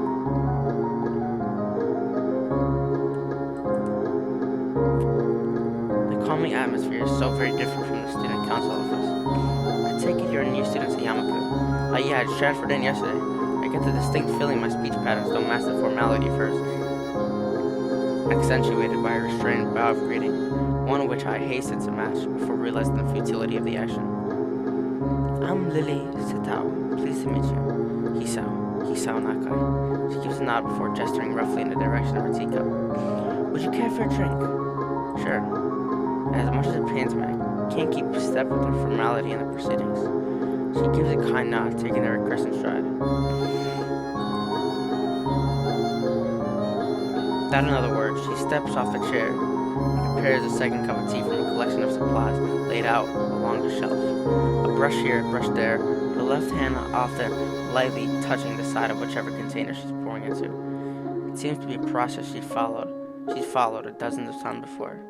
As I lean sideways to see around her back, she seems to use her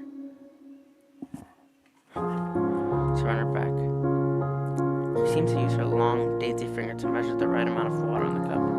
It's one thing to see the different disabilities the students in my class have, but it's quite another to see how everyone seems to adapt. Shizune and Misha have no problem working together to communicate to me, and Lily herself seems to have workarounds for problems I never thought of.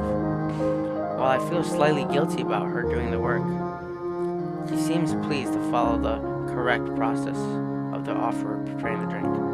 So, her soft voice brings me out of my silent observance. Which room were you looking for? It's not often this classroom is visited after school. School library. Some classmates told me it was on the floor.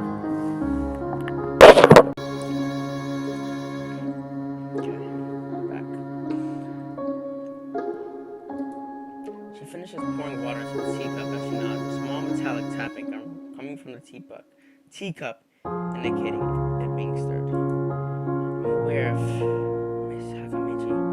Those are more of the students. To be with them means you're in class 3-3 now. That's right, assigned from with Doi. She gives a small giggle before setting down the teaspoon and slowly walking towards the table, teacup and saucer in hand. He's quite a character.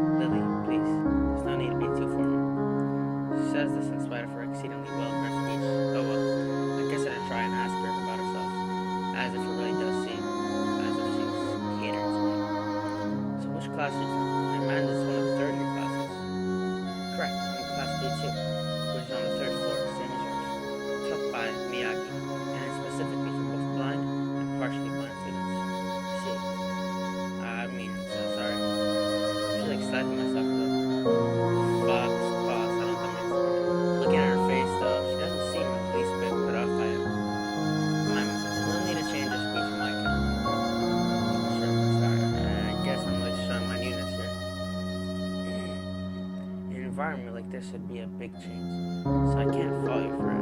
But the same can't be said for everyone. Many have come to terms with their conditions. Category, which would include her teams. All too ready to jump ship from this particular topic. Second to another. You come here to drink tea often? It's a really nice place. Think this might be your version of the place behind my school that I like so much.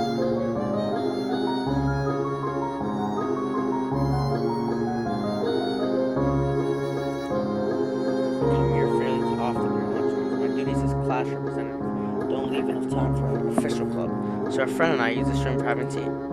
Class representative, huh? Compared to Shoujo, her mannerism seems to be almost completely opposite. While Shoujo is blunt and fiercely driven, Lily seems relaxed and calm, almost aloof. Come to think of it, she might be useful for a less biased view of school clubs. What kind of clubs do they join? The more popular ones are the track and field club, which use the field near the school during lunchtimes, the baseball club, and the book club in a room near the library. There are also numerous small ones too, though, such as the art and music clubs. At a time when I'm just wanted to get on my feet, rushing into a club right away seems slightly unappealing. I wonder if the school shares the same rule as my old one. Is it compulsory? How you say it? To join a club? It isn't, though it is encouraged. Good, that's a relief. I really let my guard down around this girl to let such things about. The fact seems to slightly amuse her. Now I'm wanting my tea to get cold. I finally start drinking it as Lily does the same. As I look over the window over her shoulder, I notice the light coming into the room. It has a distinctly orange tint. Even here, time doesn't stand still. Time's gone quickly. Sorry? Right, she's gone. Of course you can't see the sun setting. This looks like the sun's starting to set. It seems to come as a surprise for her. I guess she must have lost track of time. Sorry, Sal. I didn't mean to keep you from the library for so long. Please move so late or concerned. I know it's okay. The library's still open, isn't it? Pause this and take a moment to think on it. Probably something I should have asked Shoujo when I had the chance. But Lily seems likely to know in any case. True, it's open until 6:30 during weekdays. A quick glance at my watch confirms I have well enough time to get there. I might get going in that case. It's been nice talking to you, Lily. She smiles and gives a deep nod. Her hands still neatly folded on the table in front of her. It was my pleasure. Come to think of it. Shall I show you where the library is? Couldn't possibly ask for more help. I should be able to find it alright. Well, unless my navigational skills fail me, which they seem to have a habit of doing. It's alright. I was going to be talking to the librarian there in any case. I can introduce you. This gets better and better. Free art than I offer. If you're sure, then that'd be great. Thanks. As she stands up to follow me, she takes hold of a straight, retractable cane that had been slipped in the handle of her bag on the floor. Compared to the cane that the boy in my class had, Lily looks much more thinner and longer. His must be for support, whereas Lily is for navigation. Together we leave the peaceful room and enter the empty hallway on the way to the library. Side by side, my pace carefully slows to match hers. We slowly walk through the hallway. Fuck. It doesn't take long for us to arrive at the door to the warm-looking room, apparently situated. The fuck is this? Oh. Apparently situated in the center of the floor rather than either wing.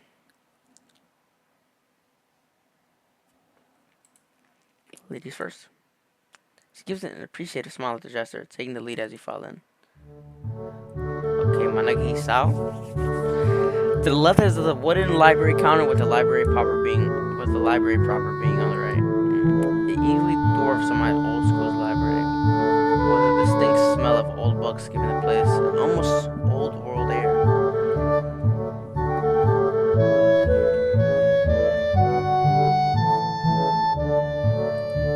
There don't seem to be a lot of students here considering the time. It isn't a big surprise. Everyone's probably either in the school grounds or the dorms. Yuko, are you here? She says it to thin air since the library doesn't seem to be present. Of course, Lily can't see this. What's unexpected is that it draws a reaction. Something from under the counter throws against it, followed by a quiet wail. What? Aww. The origin, apparently the librarian, quickly crawls out and bounces up to extremely rigid attention. Hi, Lily, how can I help you? Her voice is strained in a failing attempt to sound casual as she's rubbing the back of her head. Good afternoon. What happened just now? I heard a strange sound. It's nothing, I just hit my head. See, I dropped an eraser under my desk. While I was looking for a pencil dropped, and when I was looking for both of them, you came and surprised me. Sorry, Oliver, I'm sorry, I couldn't know. It's okay, it's okay. Sorry for making you worry. This is nothing. I've had it worse happen to me. She's quick to reverse Lily's apologies, almost frantically trying to push aside the possibility that she could be in any way inconvenienced by bashing her head on the counter. Yes, weird things have happened. The girl fidgets with her fingers as Lily doesn't seem to drop her concerned expression, and then she shovels some papers around the counter for no reason. A little shorter than Lily, replete with glasses, freckles, and a very troubled look, she seems to fit a library perfectly. Ah, Lily, did you get my message? Message? Oh, the 2 imported books that arrived. Right, they finally came. I can't believe it took so long, but amidst her celebration, partially for managing to change the topic of her, she notices me from the corner of her eye and freezes on the spot when she does. Oh no, I'm sorry for not noticing before. Did you check out a book or return one? I'm sorry. The way she can so quickly shift between moods is a little unsettling. Mikro!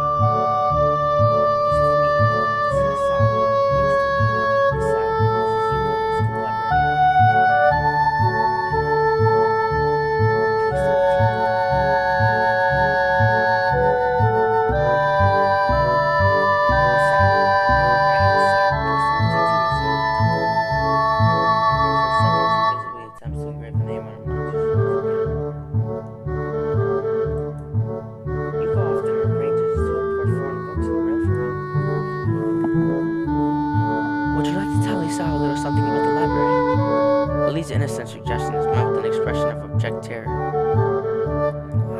Please, Lily, I can't. I don't know what he could be interested in. This is too much responsibility. How it's any responsibility at all, I don't get it, but her objection is so sincere, I don't doubt for a second that she would rather disembowel herself on the spot than tell me where the light novels are. But... So there are a lot of books in Braille here? I attempt to save the day by asking the first thing that pops into my head. It seems to work at least partially, as Yuko seems to not exactly be relaxed, but at least look slightly less tense. Well, I think about a third or a fourth of Yamako's library. A third or a fourth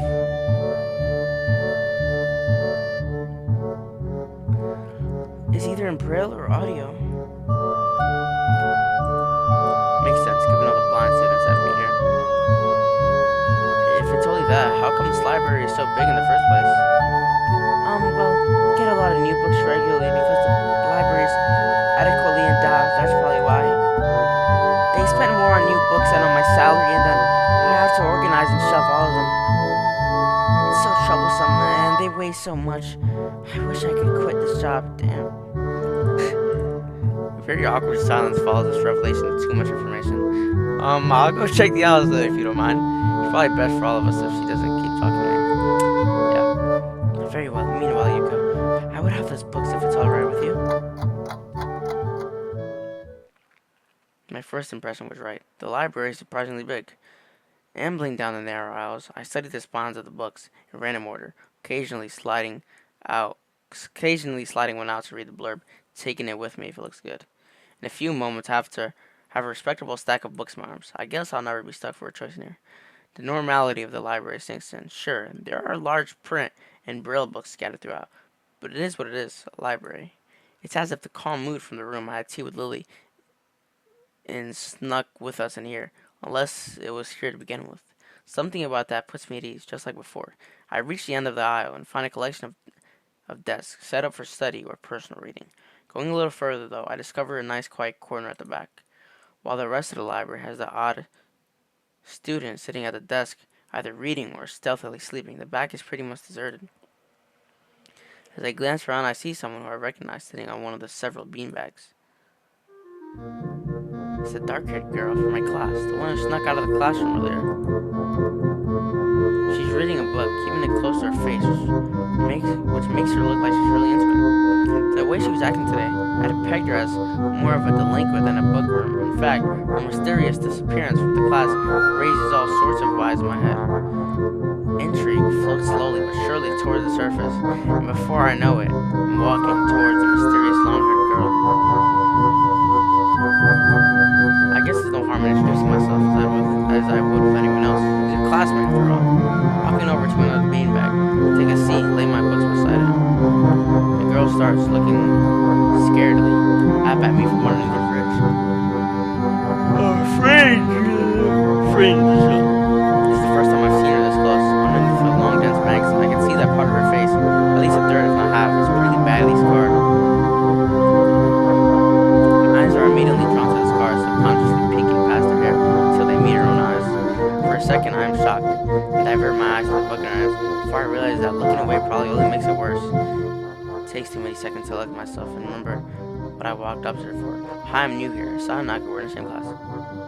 Sorry, I didn't mean to start you. It's okay. The girl certainly doesn't look like it's okay, but I let it slide. So, do you mind if I sit here? She seems to be very uncertain whether it's okay or not for me to sit, but finally she nods just a little. Okay. I take the seat next to her and she hides herself behind the book. Life of Pi. Never heard of it. Is that a movie? So, sorry again for startling you. I mess up. She looks up from her book, stalling a little before replying. I know. We're in the same class. Her speech is stilted and so quiet that it's barely audible even in the still library. Somehow, I think that my delinquent impression of her was wrong. Hanako. I'm Hanako. I resist the urge to say, that's a nice name. Just have something to say, but really, it's the only thing that I can think of. I feel like an idiot. Everyone here must be used to being different to each other. Here I am being all bothered and fussed about that kind of thing. Don't let me interrupt the reading. I'll just check these books, if you don't mind. She nods a little and sighs a little sigh of relief. So I try to read the covers and the introduction of the books I picked up, and she buries her face in the book.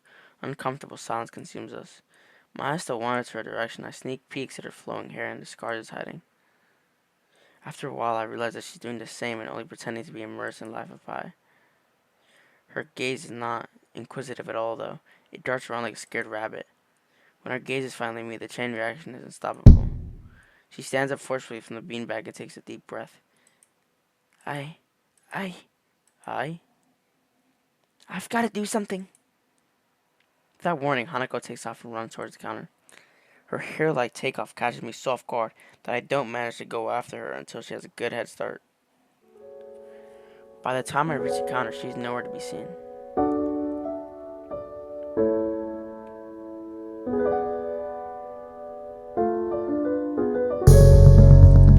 Lily and Yuko are happily chatting away.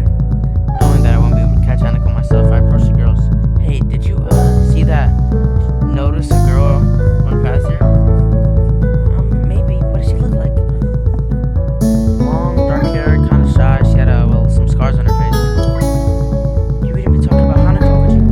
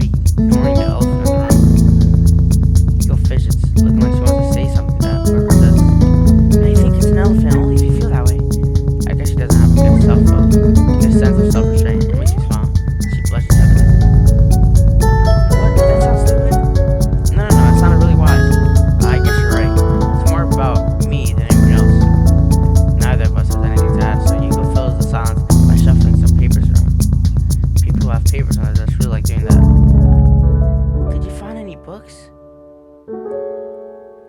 I should be closing soon. I mean, this library should be closing, but I have to do it. Hope it's not too inconvenient for you. Oh yeah, I want some books, but I left them over there because I'll just go get them. I fetched my stack of books from beside the beanbag where Hanako and I were sitting and returned to the counter.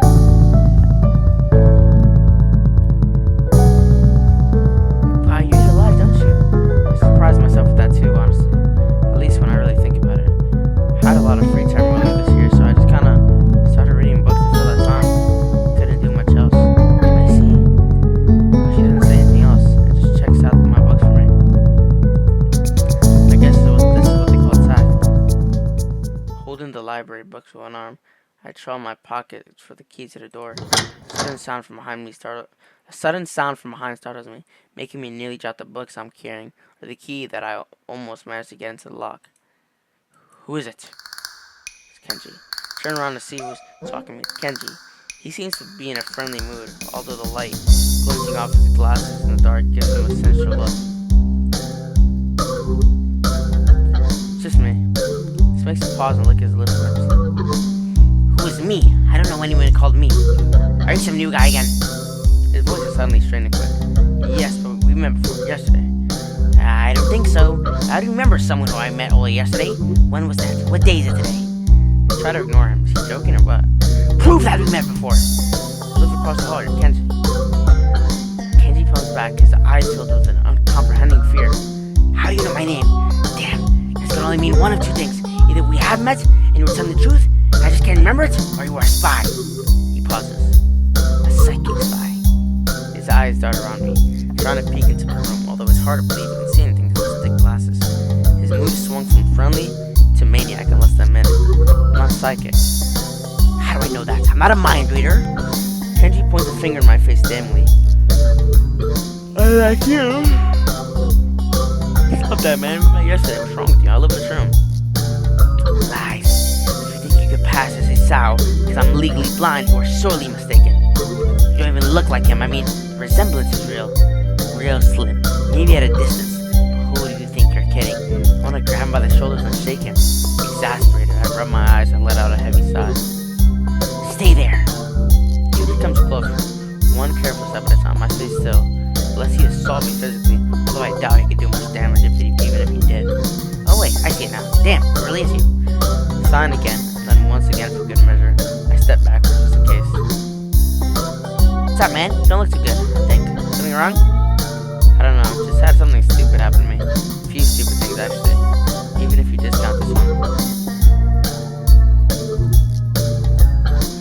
I can't get a proper touch on those people here. I have no idea if it's because of me or because of them. I don't know why I'm telling this to Kenji. It's not like we've had any contact either. That's rough, dude. Yeah, sorry about calling you a psychic spy and all, but you can never be too careful. It's hard reality we live in. I'm slowly starting to think that Kenji isn't necessarily living in the same reality as the rest of us. You see, this is how it is, this world. There's no justice, you see? Even when I lose, I win. Because I don't lose this lesson. Because I don't lose the lesson. What does that even mean? It doesn't matter. He dismisses it flatly with a wave of his hand. So what happened? I had a long face. Do you have a long face? There's something. I just scared some girl off accidentally. Literally, too. She actually ran away from me. It was my fault, really, I think. I'm not really used to all this yet. Girl? A cute one. Cute? That's a hard question. She had a nice body and really beautiful hair. The face? I guess it could go either way. She's cute. Yeah, cute, I guess. I knew it! There are a lot of cute girls here. Strangely disproportionate amount. I believe this is one of the dark secrets of the school. I tried to warn you, man. Did you listen? I don't remember any such warning. Dark secrets. Yes, dark secrets. Extremely dark. Like a black hole. Have you noticed that the number of the girls in the school is slightly, but significantly higher than the number of boys? It's like 60-40. He turned his head to the left, stares off into the distance at nothing. Why is he like this? I mean, to the untrained eye, it doesn't appear to be that bad. But that is like a full 20%. One would think that a school was such a school with such a huge full of women would be mainstream, but no. What I'm about to tell you could blow your mind. Are you ready? I don't know where this is going, but I think I won't be missing much by cutting out now. No, I'm not ready. I only get as far as turning the doorknob before Kenji starts talking again, showing that he doesn't really care if my mind is blowing it out. I believe that this school is a battleground, the site of a feminist infiltration. This disparity in the number of men to women is a clear sign of how far they have come. And in case this Cold War turns hot, they will have superiority in numbers. Just another skirmish in the eternal war against the forces of a feminist. They're everywhere. In Japan, women outnumber men. It's not a 60-40 split, but it's only a matter of time, man. Even in America, women are the majority by a hair. They're building up their numbers. In the past, the buildup of a military has always been a clear sign of imminent war. Japan is just the first step. Our economy, our economy is badass, and the country itself is small and isolated, yet a huge part of the Pacific in terms of political value. The perfect target. They are so cunning, as expected of women. Soon, the day will come when Kenji's voice trails off ominously. That is why you can't trust them. They'll string you along and then kill you, just as they killed me. You will end up just like me. Oh, hell no. Can't stop myself from blurting it out. Hey, what the hell does that mean? You said it, not me. It's the best I can think of. So, you're not supposed to say something like that, dude. Damn, so rude. Where was I? Oh yeah, vast feminist conspiracy. Stop it, stop. I lost you way back there somewhere. Somewhere around feminist infiltration. Too hard to follow? It's cool. I have some graphs and stuff in my room, and puppets. You like puppets? No puppets. You don't like puppets? Okay, graphs is still cool though, right? He speaks energetically, responding almost before I'm done talking, moving his hands in an animated way as he continues to rant on. This is too strange. I had him pegged as relatively normal, but it's clear that I was wrong. Something on your mind, dude? Just thinking about what it's like to be the last sane man in an insane world. Kenji frowns, looking deeply upset. You mean that's you? That can't be because I'm the last sane man in an insane world. That is my dream. You can't just steal a man's dream. What the hell? There can't be two last sane men. It would invalidate that whole last part. That part is kind of important. There can only be one. Like in that foreign movie, where they can only be one. And in the end, there's only one dude left, because that was the point. I've never seen anyone talk so heatedly and so defensively about absolutely nothing before. Anyway, you wait here. I can get my graph. I also have a list of other dark and complex conspiracies that the school holds, as tangled as... Quick, finish my analogy for me. Be a pal. I'm gonna go to bed now. It's extremely late. Doesn't sound like an analogy, but whatever. I like you. You seem like a cool dude. Most people don't understand what I'm talking about when I try to explain the vast feminist conspiracy to them. Denial is a terrible thing. Later. He claps me on the back and then vanishes into his room so quickly and quietly. It's like he didn't even open the door, but instead it walked right through it like a ghost.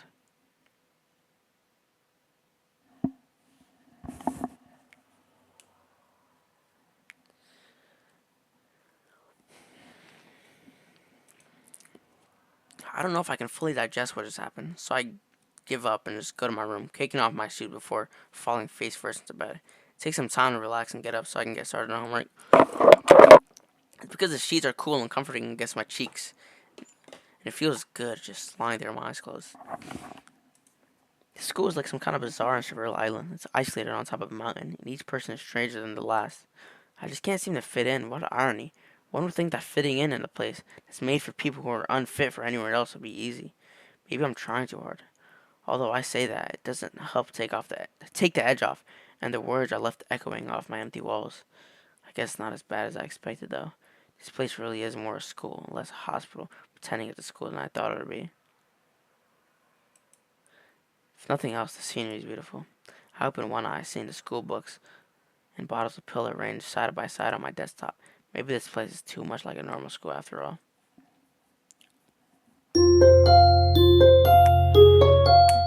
Katawa, Shoujo,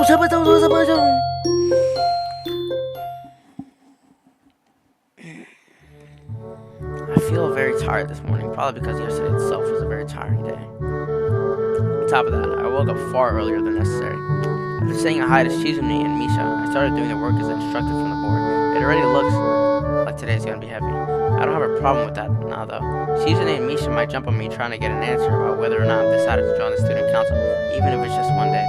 I wouldn't put it past them to try. I don't have an answer for them if they do, so the situation is convenient for me. About 10 minutes into class, Hinako walks in and takes a seat, but no one looks at her. The teacher doesn't even comment on her lateness.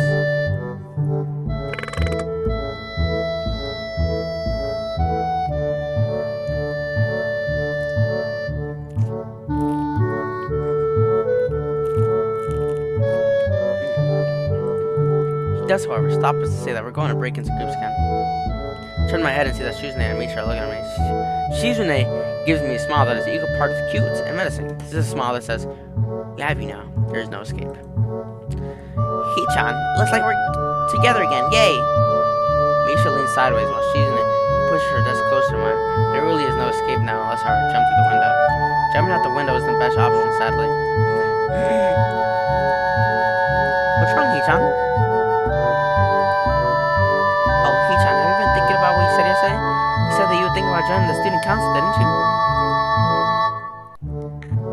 It's okay, Hee-chan. We were talking about it after you left, and it would be rude to expect you to already have an answer for us this early, right? Right?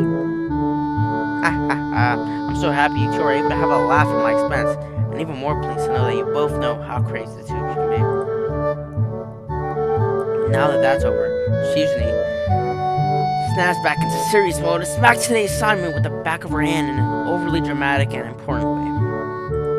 When I actually look at the stuff, it's mostly just reading. In fact, there are only two problems. I almost want to say something about how her rush to get started seems a bit much considering the small amount of work. In fact, Shizune probably knows how little there is and simply doesn't care.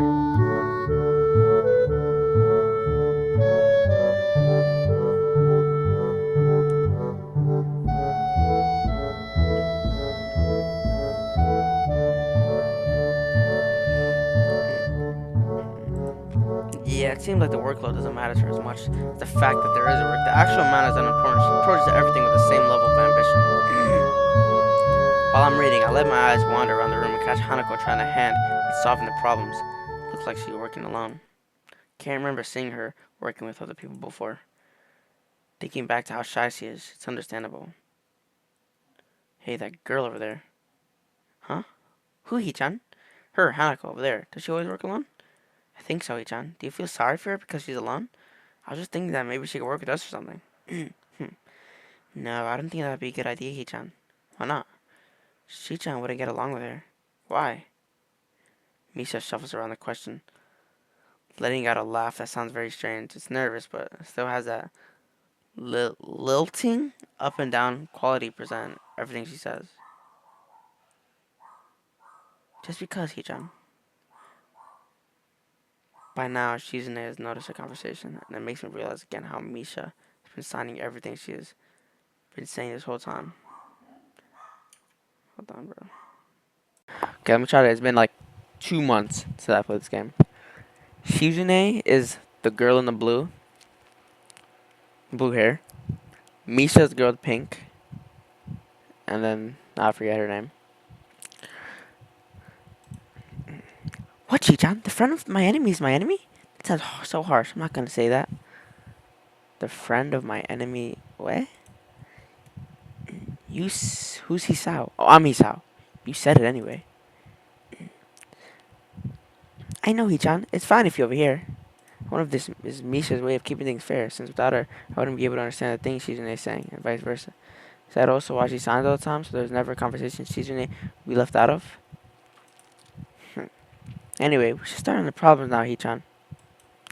My Hee-chan or she Hee-chan? Forget. I don't even know what Hee-chan means. Holy shit, it's kind of loud, bro. It's a bit too loud. I was looking back a little bit at the other gameplay, which I haven't uploaded yet. And you can barely hear my voice. Fair. Alright, bro. We finished with time to spare and decided to ask if there are any alternatives to the cafeterias. Frankly, the food so far has been subpar. This sends Shizune and Misha arguing among themselves about their favorite restaurants. All of them are downtown, so I don't think we have the time to go all the way up there. And what about the bill? Are they arguing just for the fun of it? Maybe. They seem so distracted by it that they don't even notice the start of the actual lunch break. To look over my shoulder towards the back of the classroom. She seems to be studying her notes from the previous class. So not a sight, everyone else in class is busy with themselves with the lunch break. Socializing, gossiping, rearranging desks. The ones with actual boxed lunches mixed in and chatting like everyone else, only interrupted by short bouts of eating. When I watch Hanako, it's Hanako, okay? It feels that I'm the only one who can see her, almost as if she was invisible, sort of hiding in plain sight. Is she being bullied?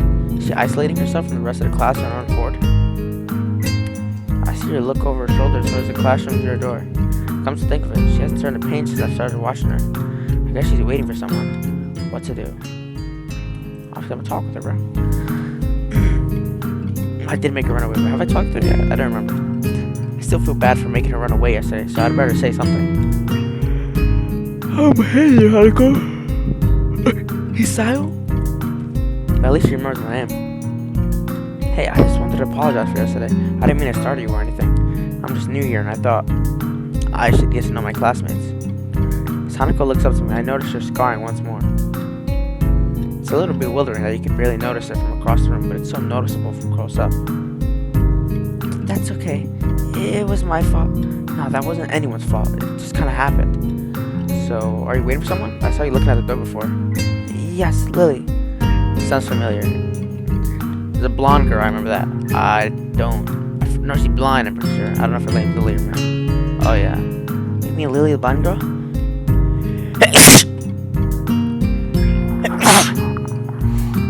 Hanako only nods in response, and I can't help but wonder if defining people through their disabilities is, I don't know how to pronounce that. French New World Order shit. The fuck pa out of worst kind of just over here. And I guess that explains why Lily took off after her yesterday. She seems like a nice girl. Are you two friends? Yes. As if hoping for Lily to appear, she checks over her shoulder again. I think I'm making her nervous again. I hope I'm not disturbing her right now. No, that's not it. It's just easier if Lily doesn't come here. Oh, because it's hard to get around the classroom? Not really. Hanako's gaze just past my shoulder and towards Shizune. Shizune? Hanako nods again. What about her? Don't they get along? Hanako shakes her head. Clearly this is something she doesn't want to talk about. It does make a strange sort of sense. Shizune and Lily not getting along so well? Communication between the two would be all but impossible. It's hard enough talking. But Lily can talk. Oh no, but she can't sign. Communication between the two. It's hard enough talking to Shizune through Misha even when you can't see whose hands are talking. Hanako was so focused on Shizune that I'm the first to notice Lily at the door. Well, Lily is basically... what's her name? Shizune is basically fucking nothing to Lily, right? She's like invisible. She can't talk. And Lily's blind, so she can't see her. Like, she has no way of knowing she's a person. Well, at least, like, Shizune can see Lily, so, Hanako was so focused on Shizune that I'm the first to notice Lily at the door. Fuck. Oh, she's here now. Hanako spins around to confirm this. Upon seeing Lily, she moves quickly to the door. Lily-chan. Hanako, good morning. Is the president here? Yes. Hanako glanced over her shoulder at Shizune again, as if to confirm she can't hear them, even though that's impossible. I suppose you'd be off then. Lily's sigh and tone of what seems like frustration makes me raise an eyebrow. I guess there's some kind of enmity between the two. Fuck. It's intriguing, but that's not really something I'd ask about. I'm sure if they wanted me to know, then they would tell me. It's only my third day here. I should be trying to make friends, not finding out why people are enemies. Still, it's a little funny to find out that the school has little feuds, just like my old high school. Even if people are more tolerant of others, they're still going to get on each other's nerves. Hey Lily, how are things? I'm sorry I made you run off yesterday. I made you run off yesterday? Oh my, is that so? I didn't realize you were here. It seems that Lily is a little embarrassed about being so frank in front of me. Sorry Lily, I thought you realized. Now I'm fucking blind, you dumb bitch. I don't realize shit. Oh, it's alright, Hanako. Yusao, please don't worry about yesterday. It was just a misunderstanding. If you say so, I'm still working this place out. Well then, I think you'll find most people here are a lot more forgiving than us were. If you're feeling a little confused, please don't be afraid to ask questions. Sure, I remember that. Lily? Lily gives a small nod of acknowledgement. I'm sorry, Sal, but we must be off. Hanako really doesn't look all that comfortable here right now, and Lily still seems a little embarrassed. I wonder if my apologies really made any impact. Mind if I accompany you two? I know I'm kind of pushing it, but Lily hums quietly, still smiling. I'm sure that we can accommodate you, can't we, Hanako? She looks at Lily, then at me, and then she freezes, wide-eyed. Sure. Well then, shall we go? I'm sure Lily wouldn't do this so easily if she saw how scared Hanako looks, but it can't be helped now. Declining after the deal sealed would only cause confusion and problems. What the fuck are you doing? Hisao? You fucking asshole? So we leave, all three together. Lily walks beside the wall, letting her cane gently tap against it every now and then. Hanako comes along right beside her, so close she's practically half hugging her as they go. Although it must make her walking that much harder, Lily takes it in stride. As we turn around the corner of the hallway, something hits me in the chest with the force of a steam stream. Hanako shrieks a little, and my vision briefly goes black. Ouch. Opening my eyes, I see a pair of saucer-like green eyes looking up at me. I've seen this photo before. This is the fucking bitch without legs, right? Yeah. Jesus Christ. I feel like this photo is infamous. Or, I don't know, man. I've seen this photo time after time. Not like dozens of times, but like if I've seen anything from this game, it's this right here. They belong to the perpetrator. A short girl bumped into me and has now fallen down onto the hallway floor. She wears a PE uniform and a very worried frown. The former strikes me as a rather strange thing to have on during the lunch break. More striking than that, though, is that she doesn't have any legs. Or she does, but they are not flesh and bone. Her pale and very much flesh and bone thighs, and then shins and feet made of some black metallic or plastic-like material. They look disturbingly artificial and natural, almost makes me forget that my chest is hurting. The girl winces a little, ups her nose and jumps up. Oh man, hey, are you alright? I'm sorry about that, really. I wasn't looking where I was going and you just came out of nowhere. Sorry. She's looking really apologetic in a hurt puppy way of looking apologetic. I quickly forget about being angry or anything since hurt puppies are my weak spot. It's okay, don't worry about it. Ouch. Gang. I say that, but there's a stinking pain growing in my chest. I know that this is about the biggest possible danger for my condition. Don't overexert yourself, don't forget your medication, and most of all, don't get hit in the chest. I try to rub my solar plexus to chase the pain away, holding my breath in an attempt to hear my heartbeat. Shit. I'm about to die, nigga. Is this bitch about to kill me? Bitch, you killed me! Seems normal. Hey, should I get a nurse? The worried, high-pitched voice of the girl snaps me out of it. I stared at her for a few seconds dumbfounded until I realized I probably looked worse off than I really was. Doubled over myself and looking all tense. Damn, I'm overly worried about my heart. No need, I'm fine. Managing to say something in response, I pull myself upright, feeling my sore ribs one last time. Take a deep breath. It just knocked the wind out of me, big time, but it's nothing more than that. You sure you're okay? Hit you pretty hard. It's okay, I said I was fine, and nothing's broken. No harm done. That's good, Hisao, what happened? She's not quite up to speed for obvious reasons, but she sounds very worried. More than what the situation deserves, really. Someone just bumped into me, nothing serious, just winded. Sorry, it was my fault. I was just going to get some stuff, and I was kind of in a hurry. Someone here's Emmy, isn't it? The little girl coughs quietly and shuffles her plastic and metallic feet, looking down at them before saying anything. Hi, Lily. Hanako?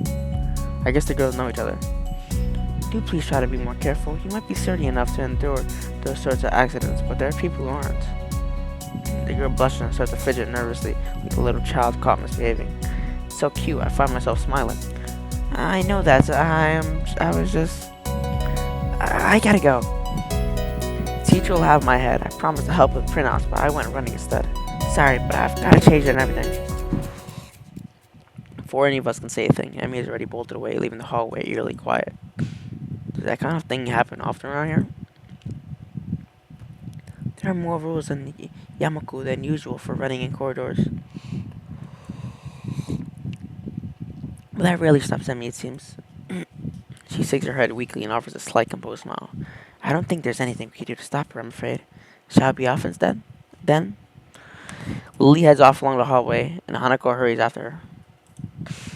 The route to the room the two used for tea is fairly simple to retrace, being still fresh in my mind from yesterday. Lily and Hanako quickly go about the business of making lunch. Before I can even open my small bag of food, Lily's busying herself with her thermos and tea bags as Hanako is setting out both their lunchboxes. So, is this what you meant by coming here almost every day? That's me saying that, fucking idiot. Yes, Hanako and I usually have lunch here. It's just both of us, so we ended up using this room regularly. seeing Hanako's reactions to me over the past couple of days, I can understand why that is a boon. That and Lily being able to get some quiet away from her class as well. I take my seat last after Lily's poured the tea for us and sits down. The more time I spend with these three girls, the more I think they're a perfect foil to Misha and Shizune. Even without a voice, Shizune is direct and brash, and Misha seems to get along with everyone. On the other hand, Lily is soft-spoken and relaxed, while Hanako seems to be the shyest girl I've ever met. So how are you faring in Yamako, Hisao? You seem a bit flustered before. Apart from getting lost every now and again, being crash tackled outside my classroom, fine, I guess.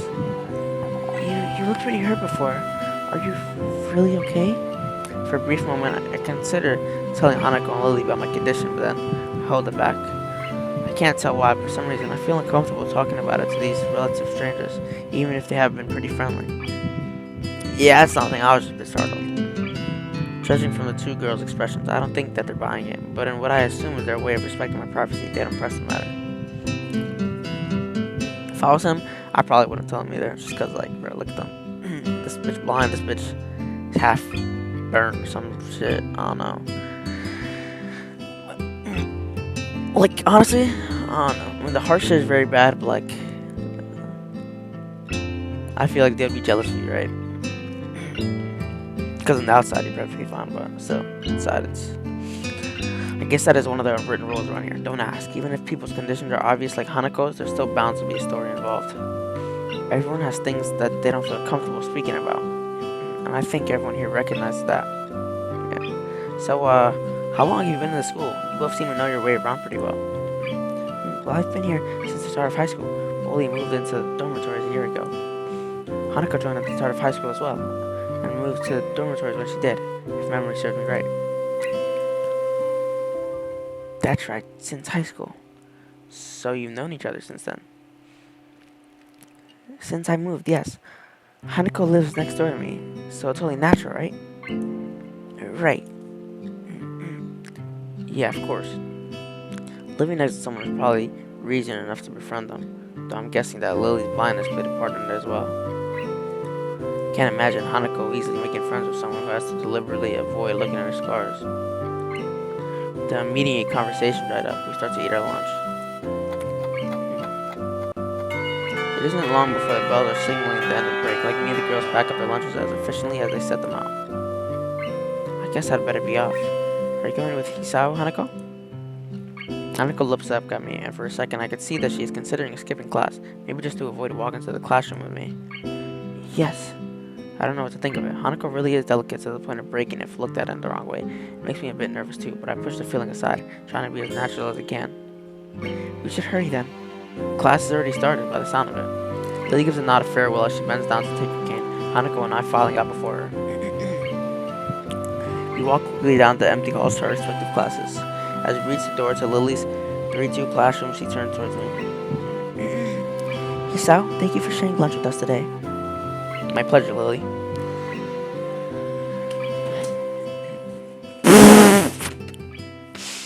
Fuck this, the liars bar pieces. And with that, we part ways. Lily entering her classroom and leaving Hanako and me to make off to our own. Still looking like she wants to run away. So, do you really want to go back to class now? Oh, that was me talking. I'm literally so retarded, bro. I need to fucking look at the name before I read the shit. Yes. Okay, then. I feel like I should say something more to her, but it's hard to come up with anything that would be appropriate and safe enough. And Lily was right. The more time we spend out here, the more explaining we have to do. Excuse me. I open the rear door to the class and walk in. The teacher looks up at me and opens his mouth to say something. However, as Hanako follows me in and closes the door, he simply nods to us and continues his lecture. This is the third time that Hanako has had her truancy practically ignored. There's definitely something going on here. We make our way to our seats, and I notice that Misha and Shizune are both missing as well. I wonder if it's some form of informal agreement with the staff, or if it's a perk afforded to the unique students of the school. Trying to make as little disturbance as I can, I extract the relevant textbooks from my bag and start catching up. The class goes on quietly. The teacher seems like an okay person, despite the weird first impression I got, and the material is relatively interesting. What was the weird first impression? I don't remember. However, the way he teaches is really bizarre. It's as if he expects that everyone is a natural genius. When the final bell sounds, I realize that there is still a lot of time left in the day, and I'm left wondering what to do. What the fuck? Why did the music get so loud? Jesus Christ. It's odd. At the hospital, I had 24 hours a day of free time. But here, feeling the yo, this shit definitely got louder. Don't fuck away, bro. Still pretty loud. Whatever. It's odd. Blah blah blah. But here, feeling the considerably shorter hours for the flow. Everyone else leaves, and I'm left alone with the teacher. Troy is examining the assignment sheet we were working on earlier, marking them with a red ball pen. Raising his eyes from his papers briefly, he notices me and furrows his brow. What is it, Nankoi? I jump at him addressing me, but I guess it's natural to spark some conversation since there's nobody else around. Nothing. Thinking about what I do after school.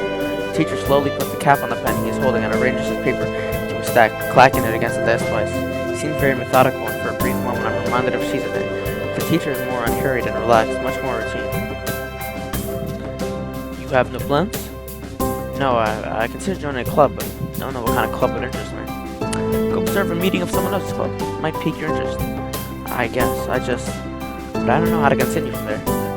Mitsuo looks at me in a way that makes me quickly want to take the words back to avoid a conversation, but I can't, so I have to forge ahead. I just don't know how to deal with people. I mean, the other students.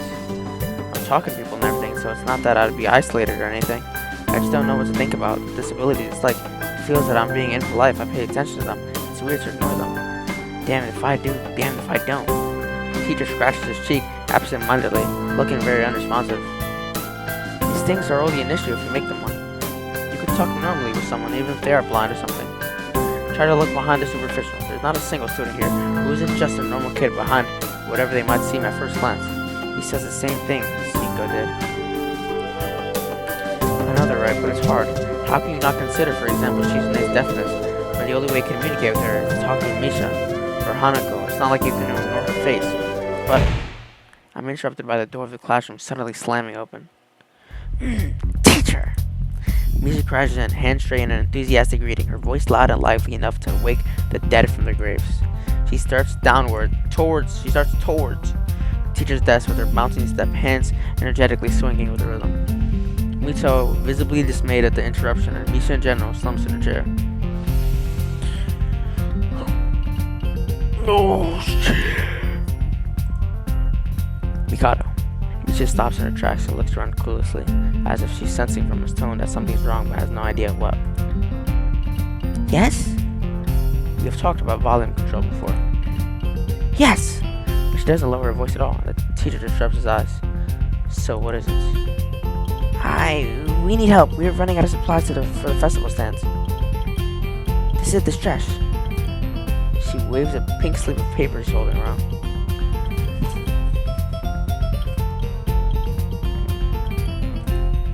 So go get more supplies from our room. What's the problem with that? Plywood. Plywood is always the problem. Last time we wanted more. There was only a little, but that time we just took it all and went with that. Now there's like none left there, so do you know where there's some?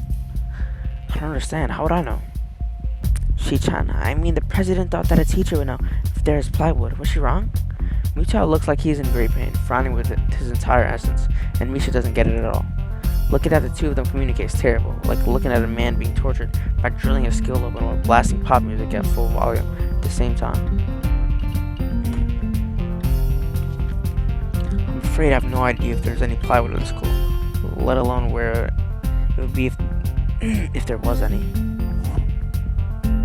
I wish I do. Perhaps try to find Mr. Nomaya. I'm quite sure he would know where to find everything you need.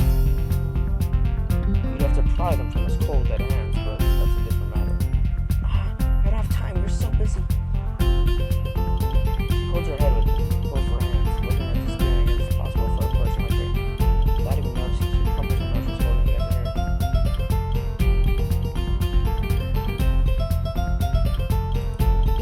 Shouldn't even be thinking these days. There's so much to do when we're falling behind the schedule. Michelle looks at her gravely and then suddenly smiles. Smiling doesn't really fit his face. I think it'd be better if he didn't. I wonder if you could get some temporary help. He switches to staring at me focusly with a hard expression, as if trying to say, go make some friends. I guess I can give you a hand. can? Thank you, John. You really are nice. He pauses, does a double take, and then points at me with her finger, yelping, "Ah!" Looking very friendly. Come to think of it, what's John doing here? Cross it over. He'll be having fun. Settle in the chair. No, it's not close. Are you in trouble, John? No, I'm not. Is he John in trouble, teacher? No, the towel slides deeply, and I feel that I have to help Misa get out her office bag. So what do you need? Still, I gotta find a pilot from somewhere. Behind the arbor. Drops me a note and take it hesitating a bit. I said I'll help you, but there's no indication on whether I'm doing the concert or not. Aw. Still, See, John, try to be quick. We're gonna stop being stupid now. Let's hurry. she mounts out of the classroom, leaving me and the teacher looking at each other with something that feels like a silent agreement. Well, there you have it, my guy. You have something to do. Please don't sound so smug. Looking at the list of the number of items ranging from paint to plywood, all written with small, neat handwriting that is undoubtedly Shizune's. I heave a sigh. I'll be going then. Waving the long list limply at the teacher, I exit to the hallway. The classroom closest to ours are designated belonging to classes 3-1 and 3-2 on the right side and 3-4 on the left side, each door looking exactly the same. Further down the corridor, still with identical doors, are rooms that I didn't think were used for classes. I guess the art room is not a classroom as such. Carefully push open the furthest door and peek in. It's a classroom, but it seems rather badly kept or not in use. Am I in the right place? Desks and chairs all around the room, thin layer of dust settled on them. There are some easels in the corner, so at least this looks like the right place. The room is flushed in sunlight from the big windows, shadows creeping all over the desks. Specks of dust are dancing in the stagnant air, making the beams of light almost visible. Jokingly, I call into the empty room. "Anybody home?" Something catches my eye and I stop mid-sentence. Oh shit. Sitting on the desk is a short-haired girl, curiously wearing a boy's uniform with a fork between her toes. A morsel of food stuck firmly on the end.